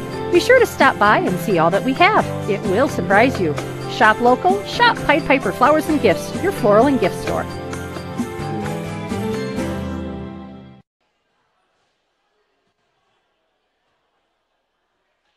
Crew is craving Pizza Ranch, it's easy to order online at pizzaranch.com. Online ordering makes it fast and easy to order craveable crispy ranch chicken or build your favorite pizza exactly how you like it. And now, for even more convenience, place your favorite order with just one tap. So when you're craving pizza or the country's best chicken, go to pizzaranch.com and start your order. For craveable food and convenient online ordering, there's so much to love at Pizza Ranch. The Perks card from Pump and Pack? Well, guess what? There's an addition, not just a card, it's an app. The Pump and Perks app and the Pump and Perks card from Pump and Pack, Vermilion. Just go to their Facebook page, Pump and Pack, and scan the QR code and you're in. Or go to the store, Pump and Pack, and get the card. Then download the app. Each one does the same thing. Like give you 5 cents off per gallon every day, except for Sunday it's doubled with the Perks card from Pump and Pack, Vermilion. Welcome to Runnings in Vermilion. Shop their great lineup of clothes for women, names like Ariat and Carhartt for men, boots and shoes and kids' clothing. Runnings has a large supply of animal food and accessories. Love the outdoors? See the selection of ammo, firearms, and fishing equipment. For everything you need, walk through the doors at Runnings, your home, farm, and outdoor store, Vermilion. Sherco in Vermilion is a full-service service center. Sherco LLC is an industry-leading supplier of tarp systems to the transportation industry and is located in Vermilion, South Dakota. Sherco Vermilion supports their customers in the agricultural, construction, waste, and flatbed markets. Become a part of the Sherco team. Go to sure-co.com, about us/careers. Demand the best. Demand Sherco.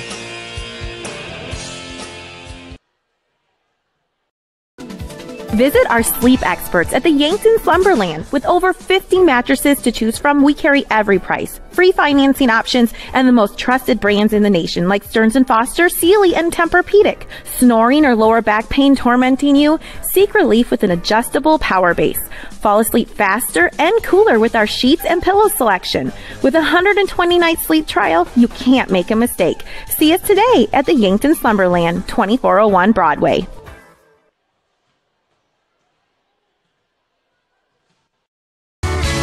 Get the finest wood in the neighborhood. Down at the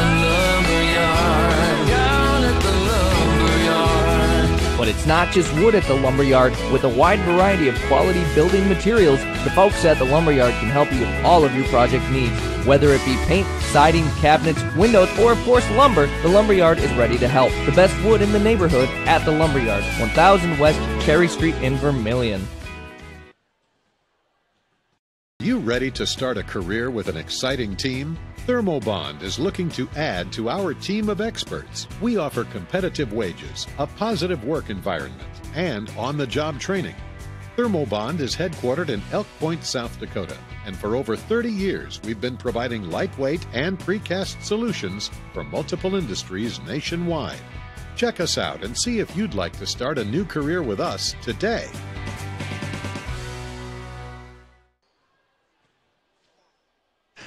All right, with a minute to go here at the half, Vermilion leads 30-8. And let's see here. What's the score in that game? 11-9. 11-9, Nebraska leads with a 2-set lead in the Final Four. Oh, sorry, just a moment.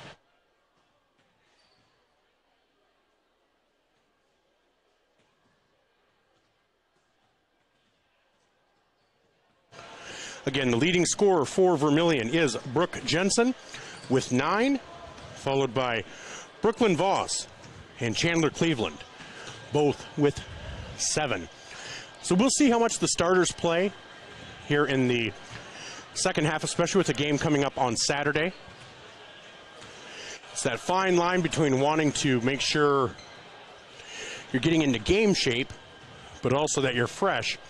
Because that game against Crofton, I can tell you, Crofton will be a full court press, high pressure defense, and an offense that will push the ball up. And so Vermilion will have a tough matchup on Saturday against the top-ranked Crofton Warriors. They are top-ranked in Class C2 as we get ready to start the second half. We'll see who comes out for Vermilion.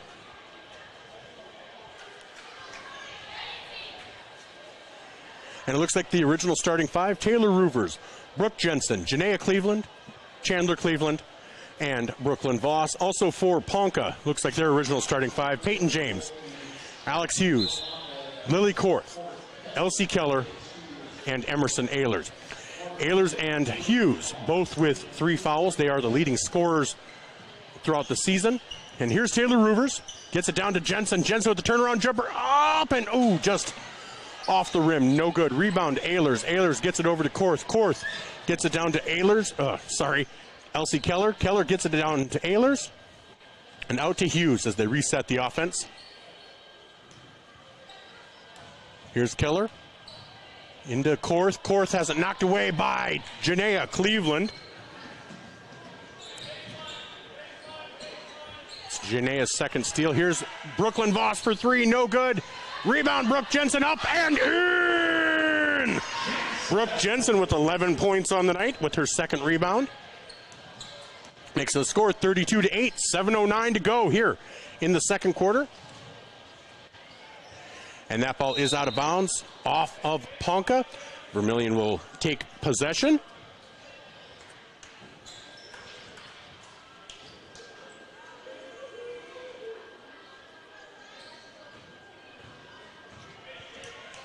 Here comes Taylor Rivers bringing the ball up. Back around. Here's Janaea Cleveland for three. That'll be off the back iron. Rebound to Ponca with Peyton James. Gets it to Korth. Korth brings it up. Gets it over to James. James down low to Elsie Keller. Keller drives in, has it knocked away. But she recovers. Has it blocked by Janaea Cleveland. Janaea playing some great defense tonight.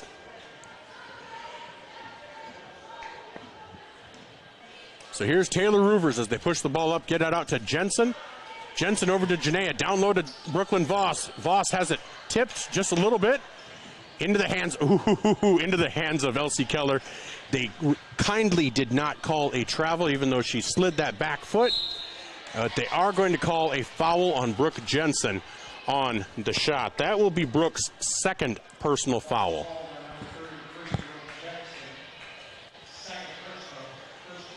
So Emerson Ehlers will go to the line, the 6-foot sophomore. So the first free throw for Ehlers is up and no good. Again, free throws were the story of the first half for Vermilion. They were 3 of 12. Second free throw for Ehlers is up and no good. Rebound, Brook Jensen. Here's the ball to Jensen. Cross-court pass to Janaea. Janaea thought about shooting it, thought about passing it over to Brook.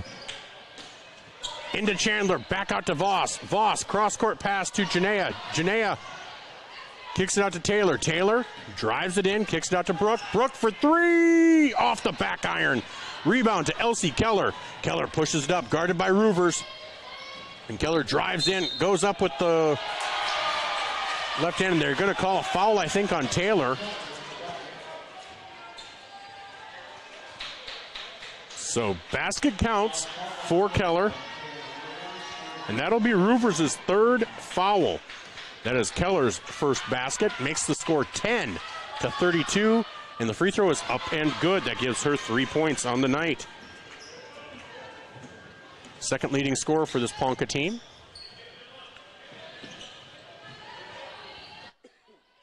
Here's Janaea, gets it down low to Voss. Voss back out to Janaea. Janaea for three, no good. Rebound, Brook Jensen, has it stolen away by Hughes. Hughes brings it up, kicks it out to Korth. Korth brings it back out. No, sorry, that's Keller, I apologize. Stolen away by Brook Jensen. Jensen goes in, up with the right hand, up and in. 13 points for Brook Jensen. Right now, leading candidate for player of the game. Here's Hughes, drives in, kicks it out to Korth. Korth gets it over to James. James drives in, gets it out to Hughes. Hughes kicks it out to Korth. Korth for three, no good. Rebound, Brook Jensen. Jensen's having herself a game. Oh, and they're going to call Chandler with a travel. So ball goes over to Peyton for Ponca. 4:41 to go here in the third quarter. Vermilion leads 34-11. They've outscored Ponca 4-3 in this quarter. Here's Hughes on the left side. Gets it over to Keller. Back to Hughes. Hughes with the nice spin move up with the right hand. No good. Rebound, Brook Jensen. That is her fifth rebound of the night to go with 13 points. And Brooklyn Voss with a nice short jumper gives her 9 points on the night. Here's Keller, gives it off to Hughes. Hughes kind of caught in the paint. Oh, almost could have called a 3-second there, but here's Keller. Keller up at the right hand, no good. Rebound, you guessed it, Brook Jensen. Chandler goes up with the right hand, no good, too strong. Here's Keller with the ball, pushing it up, and she is picked up by Rivers. Gives it over to Hughes. Hughes picked up by Rivers now. Over to Keller. Over to Korth. Keller goes up, has it blocked by Janaea. Here's the ball ahead to Chandler. Chandler up with the right hand, and good. So Chandler Janaea had the block. All right. 38-11 with 3:16 to go here in the third quarter. Here's Keller, gives it off to Korth. Korth drives in, kicks it out to Hughes. Hughes picks up her dribble, gets it out to Korth. 4-3, no good. Rebound, Brook Jensen. 7 rebounds for Brook. Here's Taylor, gives it over to Voss, over to Janaea. Janaea for 3. Oh, so close. Rebound, Chandler. Gets it off to Brook. Brook with the short jumper in the paint. No good. So Ponca pushes it up. Having been outscored 8-3 this quarter. Brook Jensen with the steal. Goes up with the right hand. Up and in. That is 15 points for Brook. 4 points above her average. And we are getting ready to see the bench come in for this Tanager team with 2:13 to go here in the third quarter. Here's James for 2. Makes it 40-13. So less than 2 minutes to go here in the third quarter. Taylor Roovers out at the top of the key, moves to her left, kicks it across to the right to Brooklyn Voss, gets it down to Janaea, down to Brook Jensen. Jensen up, no good, cannot get the rebound into the hands of Lily Korth. Korth over to Keller. Keller drives in, drives around Brooklyn Voss. And that is 2 for Elsie Keller. That gives her 4 points on the game. Taylor Roovers, short jumper, good.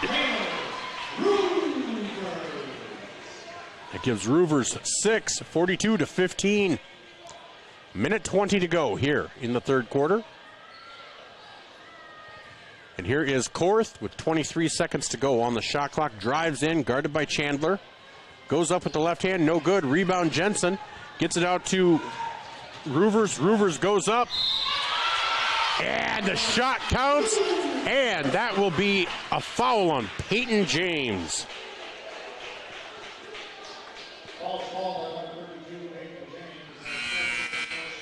So checking in for Vermilion, you have Taylor Barta. No,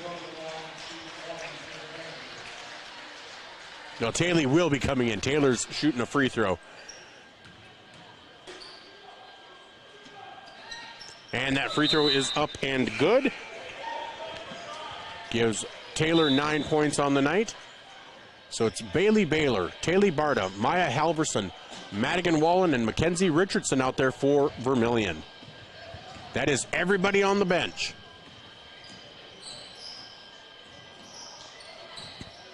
So here's Ava Voss. Gives it off to Korth. Nope, sorry, that is Jaden Hughes.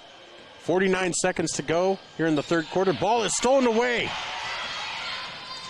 And that's Taylor Barta on the block. And she is fouled on the shot.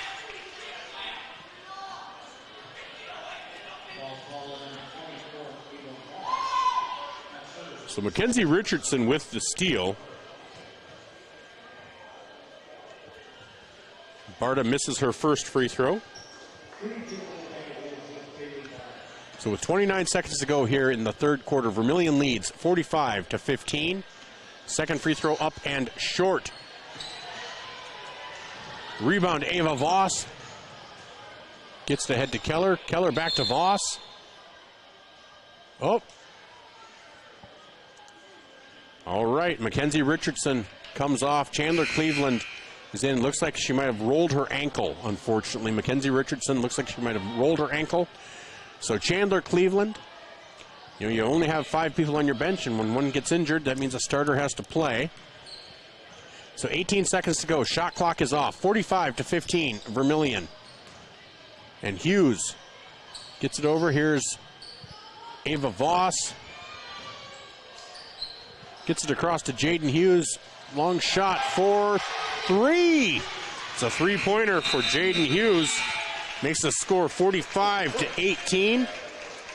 At the end of 3, Vermilion leads 45-18. We'll be back after these messages on ESPN Radio, 101.5 FM, 1570 AM, KVTK, Vermilion and Yankton, and Vermilion streaming on YouTube. Todd's Electric, your full-service electrical contracting company. Todd's Electric services residential, commercial, agricultural, and industrial customers. From the simplest service call to the most complex design build project, Todd's Electric has the expertise to do it right. Call Todd's Electric for all your electrical needs. Todd's Electric, helping you control all things electric. Except for lightning. Todd's Electric. Go Tanagers. Last week, a guy walked into the UPS store in Vermilion. He did not notice the copiers, the printers, the mailboxes, the banners, the posters, not even the business and shipping supplies. It was like he had blinders on. Hi, this is Jay with the UPS store in Vermilion. Many people don't see everything we have to offer when they stop by the UPS store to ship their packages. They miss all the things we have, like printing, designing. We even offer notary services here at the UPS store, located on Cherry Street in Vermilion.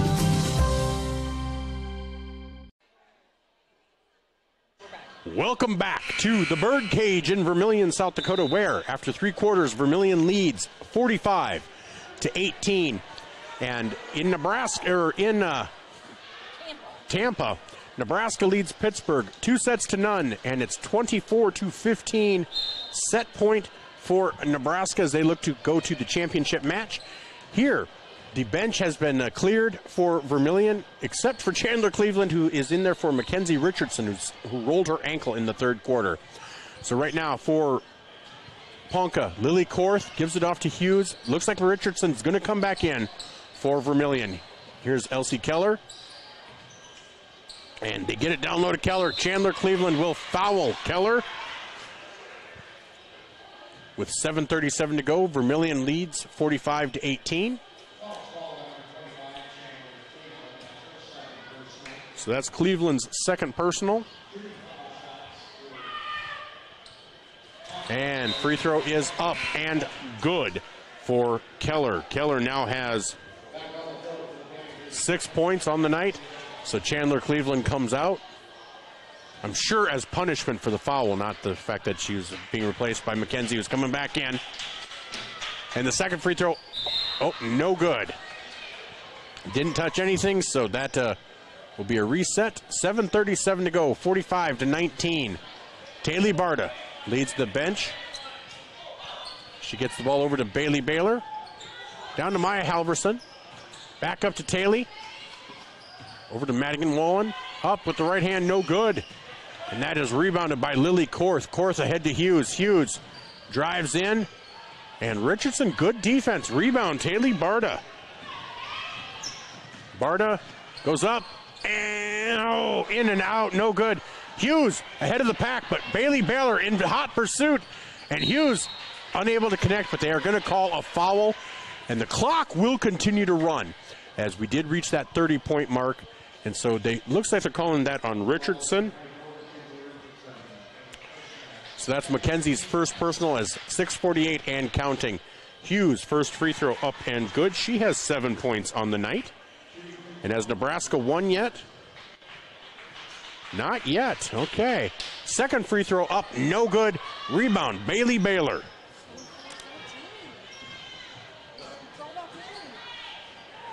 So here's Baylor on the right-hand side, gets it back to Barta. Barta over to Wallen. Wallen down low to Halverson. Cross-court pass to Baylor. Baylor with the shot. No good, but rebound, Halverson up and in. Nice job, Maya. That's her 3rd rebound and first 2 points. She also has an assist on the night and a steal. Nice all-around game by Maya Halverson off the bench. Good quality minutes. All right, here's Elsie Keller. Gets it out to Hughes. Hughes for 3. No good. Into Ehlers. Ehlers is going to be fouled by Barta. That'll be Barta's 2nd. But again, 6 minutes and counting as we go here.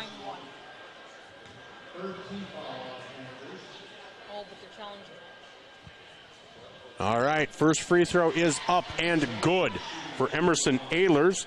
That's Ehlers' first point of the night. She came in averaging about 13 points per game. Second free throw up and good. It gives her 2 on the night. 47-22, Vermilion leads.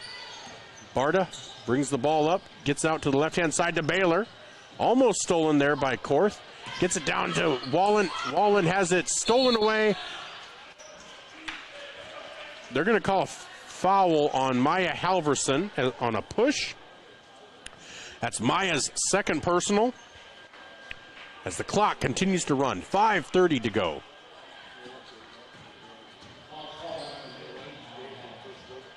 So here's Keller to Korth.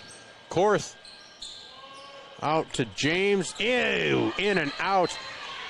And Mackenzie Richardson with the rebound. And here's Wallen, cross-court pass to Baylor. Baylor up with the right hand, and good! Nice shot, Bailey Baylor. Her first 2 points of the night. 5 minutes to go. Vermilion leads by 27, 49-22. After the game, we'll have Coach Brooks, and we'll do a look around the state as part of our First Dakota National Bank postgame show. Rebound to Madigan Wallen. Everyone's getting in the stat book tonight. Bailey Baylor on the left-hand side gets it into Richardson. Richardson over to Barta. Barta back to Baylor. Baylor with the short jumper up and in. Bailey Baylor with 4 points on the night. All right, Elsie Keller brings it up. Hughes with the short jumper. Good.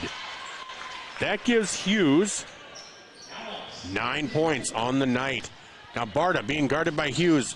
Brings the ball up, gets it out to Wallen. Wallen back to Barta at the top of the key. 4 minutes to go, halfway through this fourth quarter.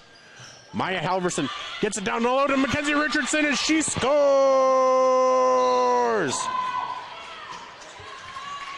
And there's going to be a mass change, kind of like a hockey line change.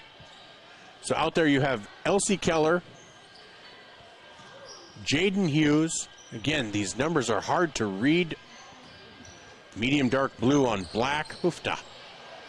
Up and in for Elsie Keller. That's Keller's 8th point of the night. Taylor Barta gets the ball into Bailey Baylor. Baylor over to Wallen. Wallen gets it to Barta. Barta's the steady hand for this the second 5 group. Here's Halverson back out to Baylor. Barta thought about the 3. Gets it to Mackenzie Richardson. Oh, and they are going to call Mackenzie with the travel. I wondered if they were going to let that go, but they decided not to.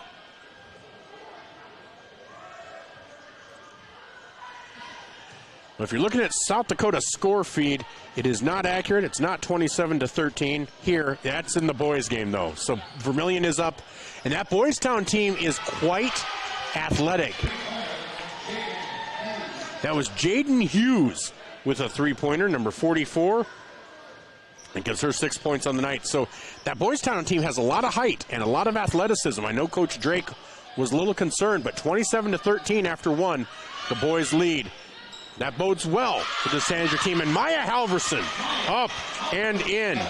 That's 4 points for her. 4 points, 3 rebounds, 2 steals, 2 assists, 1 steal. 55-29, 2.5 minutes to go. And stolen away by Bailey Baylor. Here's Barta over to Richardson. Baylor for 3. No, in and out off the front rim. Elsie Keller brings the ball up. 2:11 to go. So Vermilion Tanager Girls are going to move to 3-0 on the season with a huge matchup coming up Saturday that we'll talk about. And here's Avery McAfee. Has the ball stolen away by Madigan Wallen. Wallen brings the ball up. Gets it to Barta. Barta for 3! Just short.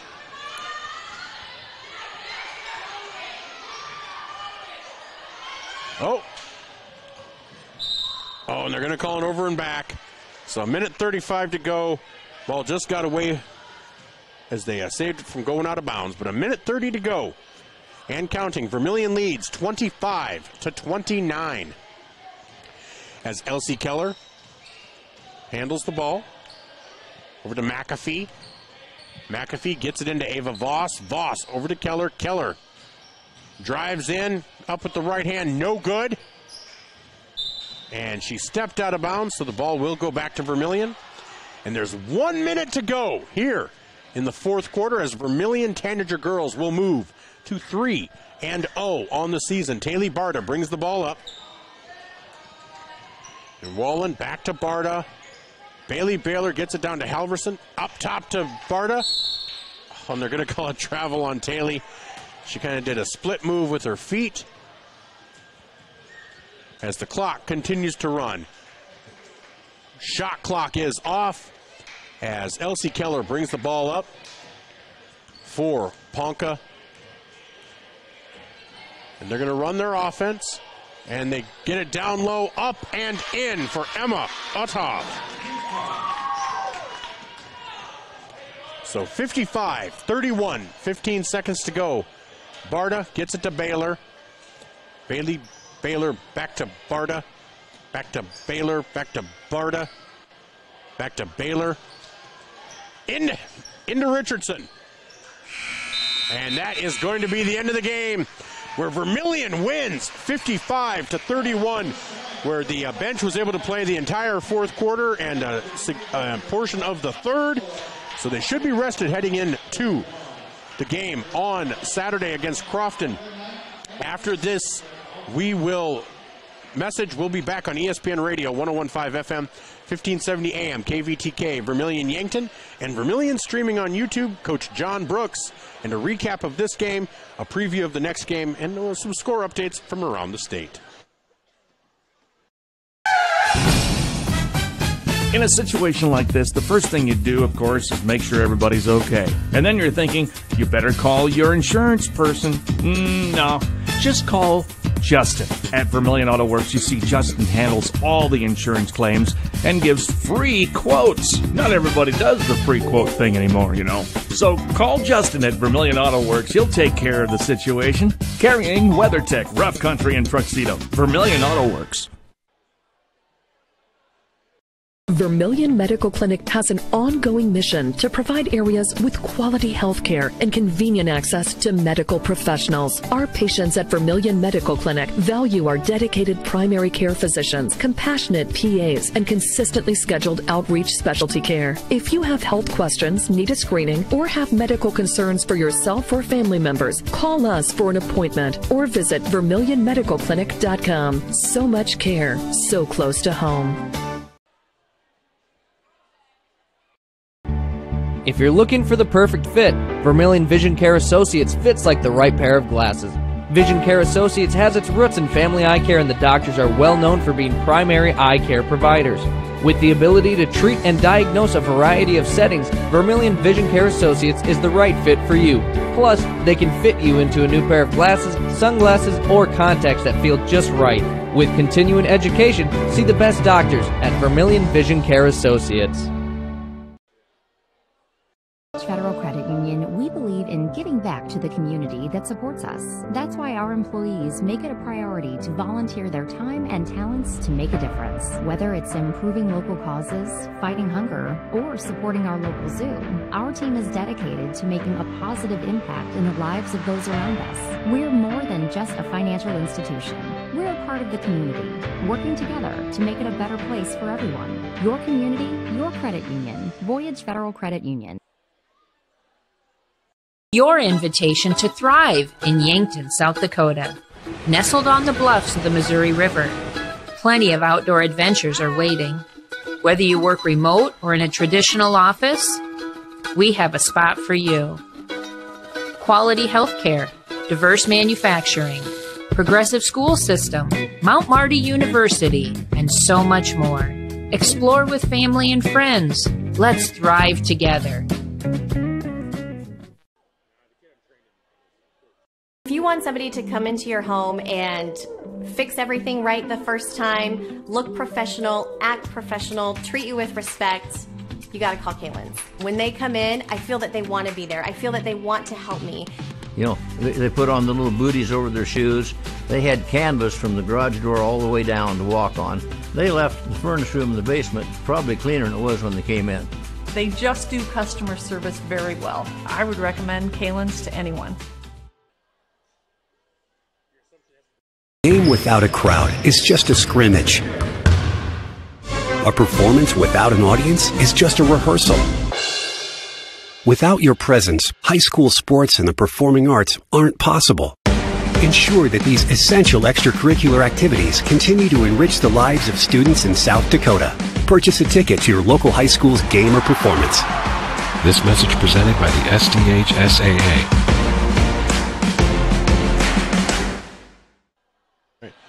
Welcome back to the Birdcage in Vermilion, South Dakota, where the Tanager Girls have won 55-31. As a score update, down in Sioux City, Vermilion leads at the end of the first half, 36-21 over Boys Town. Also as an update, the Nebraska Cornhusker volleyball team is heading into the championship match for volleyball. They won 3-0 over Pittsburgh, so some great things going on for teams in red. Vermilion boys winning, Vermilion girls are winning, or Vermilion girls won, Vermilion boys are winning. Nebraska volleyball won. So yeah, it's been a good night. So just as some stats in that game, again, Vermilion wins 55-31. For Ponca, their leading scorer Alex Hughes at 9 points, then Elsie Keller with 8, and then Jaden Hughes with 6, Emma Utoff with 2, Emerson Ehlers with 2, Peyton James with 2, and Lily Korth with 2 for a total of 31. For Vermilion, they were led by Brook Jensen with 15. Then 3 players with 9, Chandler Cleveland, Brooklyn Voss, and Taylor Roovers. With 4 points, we have Bailey Baylor and Maya Halverson. And with 3 points, we have Janaea Cleveland, and with 2, we have Mackenzie Richardson. Also for Vermilion, looking at rebounds, Brook Jensen with 8 rebounds on the night. Janaea Cleveland had 4. And you look at Maya Halverson had 3, and Taylor Barta had 2. Assists had down Taylor Roovers with 3, Maya Halverson with 2. So that's a nice night off the bench for Maya. 4 points, 3 rebounds, 2 assists, and 1 steal. Brook Jensen, to go with her 15 points and 8 rebounds, had 1 assist and 2 steals with 1 block. And then Janaea Cleveland with her 3 points, 4 rebounds, 2 steals, and 2 blocks. So a great all-around game for these Lady Tanagers. And we do have Coach Brooks coming up right now, so we'll get him the headsets here so he can talk. There you go, Coach. All right. Well, another just really well played, complete game by the team, and you got you have that game on the horizon on Saturday. You got your bench in for the entire fourth quarter, the last couple of minutes of the third quarter. Other than free throws, could it have gone much better for you? Yeah, we always find something to pick on, and free throws are definitely in tonight. I don't know. We have good shooters. I don't know what's going on at the free throw line, but we'll get that squared away. But yeah, happy with the way, obviously, we came out, played a really good first quarter, and continue in the second quarter to stretch it up above 20 heading into halftime. And then, like you said, our kids got to pretty much play most of the third quarter there and did a nice job. And up and down game, so it's good for us. Keeps getting us in shape this time of the year. And then anytime you get to play everybody off the bench and get everybody varsity experience, that's always a good night. So overall, yeah, good night for us. Well, exactly. And, just again, you have your leading scorer in Brook Jensen, but you then had 3 players with 9 points. Just a great all-around team effort. Again, Taylor Roovers just at the point leading this team. I thought she did a really nice job. Janaea wasn't quite hitting, but boy, she was doing everything else, getting rebounds, steals, blocks, passing the ball really well. Just everyone, again, for the third straight game, just kind of knowing their role, filling their role, not trying to do too much, just letting the game come to them. And again, like you said, up and down, just a great message in being in shape, that's for sure. Yeah, you know, we all of our girls play well together, and Brooke was able, you know, we had some size inside advantage tonight. Brooke did a nice job. We were able to get the ball inside to her, and she kind of got us going in the paint. And then, like you said, anytime we get the ball to Taylor and she can push in transition, and our kids are on the floor, we got really good finishers with Chandler and Brooklyn and Janaea. It's nice to spread the wealth. You know, we've kind of talked about this already this year. Our goal is to get 5 kids scoring around that double-figure mark, and if we feel like we do that, we're tough to guard. And you really are. You know, not too much from the outside. It was mainly working it inside, but it seemed like the mid-range jumper was really working for you tonight for some of the players. Yeah, you know, trying to get in the paint for sure. You know, we always try to get paint touches, and whether it's with the pass or off the dribble, and then that opens up those outside shots. And yeah, we even said that in the third quarter. You know, Ponca came back out in a 2-3 zone after half, and I thought we moved the ball good against their zone and got some good looks. They just didn't fall for us, and who knows, maybe it's the first time being at home. Maybe next time here on the home floor with the home rims, they'll go better for us shooting. Well, now, you know, you always say you kind of let this one go. You enjoy it tonight. Tomorrow you have one day between this game and then a game against another Nebraska team that likes to push it offensively and press defensively. What's the game plan tomorrow and working into Saturday? You know, just get rest tonight, obviously, is what we told the girls, and we need to have a short practice tomorrow, hour and 15 minutes, but it's got to be a very productive hour. Crofton coming in here to the SCSC on Saturday night is #1 team in the state over in Nebraska, and just talking with Coach Hayes here from Ponca, obviously he knows Crofton well, so they brought back their whole roster from last year's state tournament team. So Crofton's one of the better teams we'll see all year. They're big, they're physical, they press you, they get after you. It should be a fun game. It really should. I had a chance to call their state tournament games last year, and yeah, I think they returned like 95% of their scoring from last year's team. I think it's going to be a great matchup.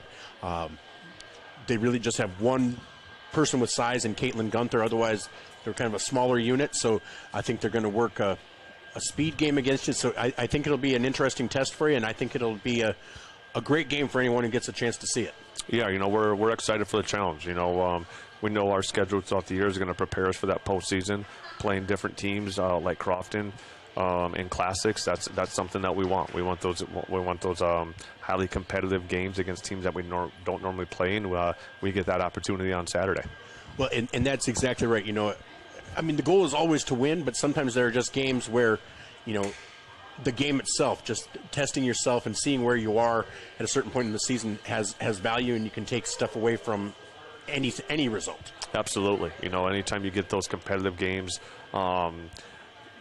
and just seeing different styles. Crofton's going to play a style that we just haven't quite seen yet this year. They do a lot of different looks defensively. They run a lot of different trapping types of defenses. So us getting organized offensively and handling the ball against that is going to be key. So it's going to be good for us either way.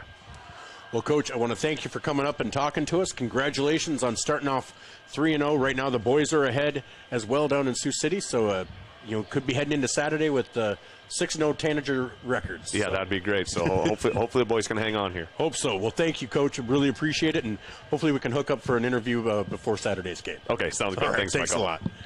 That was Coach John Brooks of the Vermilion Tanagers as the Tanagers win 55-31 here tonight against Ponca. We're going to take a quick break, and we'll come back, kind of take a look around the state, and we'll kind of give a little preview of what's happening in the SCSC on Saturday at the Vermilion Holiday Classic. On ESPN Radio, 101.5 FM, 1570 AM, KVTK, and Vermilion streaming on YouTube. I'm Michael Schumacher. We'll be right back. Safe means you're sort of protecting yourself. My mom and dad told me how to be safe. It's like super duper important. Hold a grown-up's hands. Put a helmet on because you might hurt your head super duper bad. Protect their future by protecting yours with your local State Farm agent, Dick Sunday. Ready Mix and Equipment is your locally owned and operated ready mix company. The Oshkosh front discharge mixers allow for easy placement of concrete, and with the 6-wheel drive and low-range transfer case, they're nearly unstoppable. More of a do-it-yourself fan? Midwest Ready Mix and Equipment is teaming up with Clark's Rentals in Yankton, bringing you a wide range of hand tools, mini excavators, skid steers, aerial lift equipment, and more to get the job done. Choose Midwest Ready Mix and Equipment for all your concrete needs, and Clark's Rentals, your rental equipment headquarters. Welcome back to the Birdcage in Vermilion, South Dakota, where the Tanagers girls basketball have gotten off to a 3-0 start with their defeat of the Ponca Indians, 55-31. Well, we're going to take a look around the state. As again, there hasn't been an update. 36-21 at the half. It says the boys, Vermilion boys, lead Boys Town. Well, in AA boys, Sioux Falls Jefferson leads Brandon Valley 56-48 with 1 minute to go. Elsewhere in Class A, boys, Little Wound defeated Crow Creek. Rapid City Christian doubled up Crazy Horse. White River over Custer 52-48. Dupree over Wakpala in overtime. Teoshpazina over Wall 68-52. Duel over Redfield 79-29. Groton area over Sisseton at the end of 3, 74-30. That needs to be updated because that game started at 4 o'clock Central. I think we can assume Groton area won. Sanborn Central Woonsocket over Corsica Stickney 21-15 at the half. That has to be updated because that game started at 4. So yeah. St. Francis Indian over Teoshpet Topa 67-28. Lakota Tech over Red Cloud after 3, 41-31. McLaughlin over Todd County 40-34. Flandreau defeats Beersford 71-45. That Beersford matchup in the boys, that's important. Beersford has not gotten off to the best start. They are 0-2. And as of right now, but that will be the Tanager opponent on Saturday. We'll talk about that a little bit here in just a bit. Platte Geddes at the half over Burke 40-26. Sioux Valley leads Baltic 34-23 at the end of the half. Clark Willow Lake over Millbank 9-0. DeSmet and Esteline Hendricks in a nail biter 2-2. Elk Point Jefferson over Parker at the half 38-12. Mount Vernon Plankton leads Miller 16-13. And again, still at the half, Vermilion and Boys Town 36-21. No score updates on Lower Brule and Pine Ridge, Kimball White Lake and Mitchell Christian, Wagner, Trip Delmont Armor, Scotland, Bonhomme, Lennox, Madison.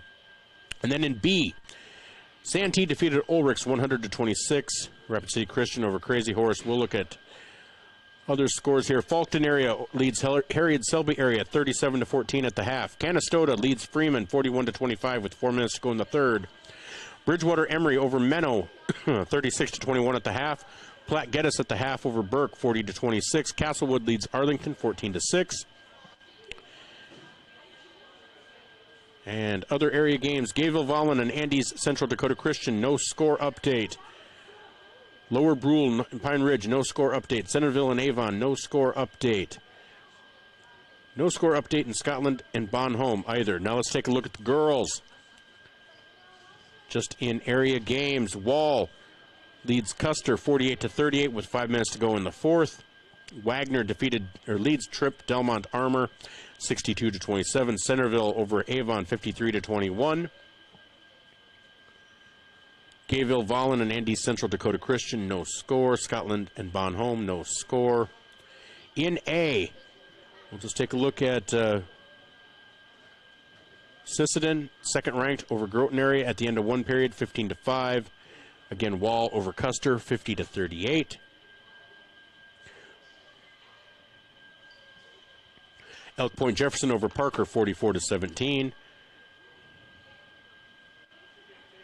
And that is kind of the score update there. And then finally, no score in the AA matchup. Well, this Saturday, Vermilion girls will come in 3-0, taking on a Crofton Warriors team. And let's see if Crofton placed in it. Crofton, last I heard, was 6-0. They defeated Cedar Catholic in the other night. So just going to take a quick look here. But the Crofton Warriors Yeah, Crofton Lady Warriors are now 7-0. They won tonight 56-22 in Niobrara. And the Crofton boys currently lead 40-10. Crofton boys will be playing West Central on Saturday at the SCSC, while West Central girls will be taking on Centerville.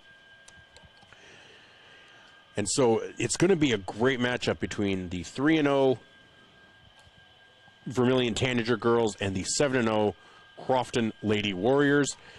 It'll be a good gauge for these girls. The toughest thing is, as fast as Crofton likes to work, it's going to work the bench of Vermilion. It's going to work their stamina and their conditioning. It's going to be a great matchup. And before that, Vermilion's going to be taking on Beersford. Beersford, I was at their announcement of their winter sports, and they have a high-flying team, but they haven't been successful yet this year. But so that game is, I believe, around 5 o'clock. The girls' game is at 6:30, both from the SCSC. You'll be able to catch them here on ESPN Radio, 101.5 FM, 1570 AM KVTK, as well as Vermilion streaming on YouTube. We're then back here at the Birdcage on Tuesday for Tri-Valley, as Vermilion hosts Tri-Valley. Well, I want to thank our sponsors.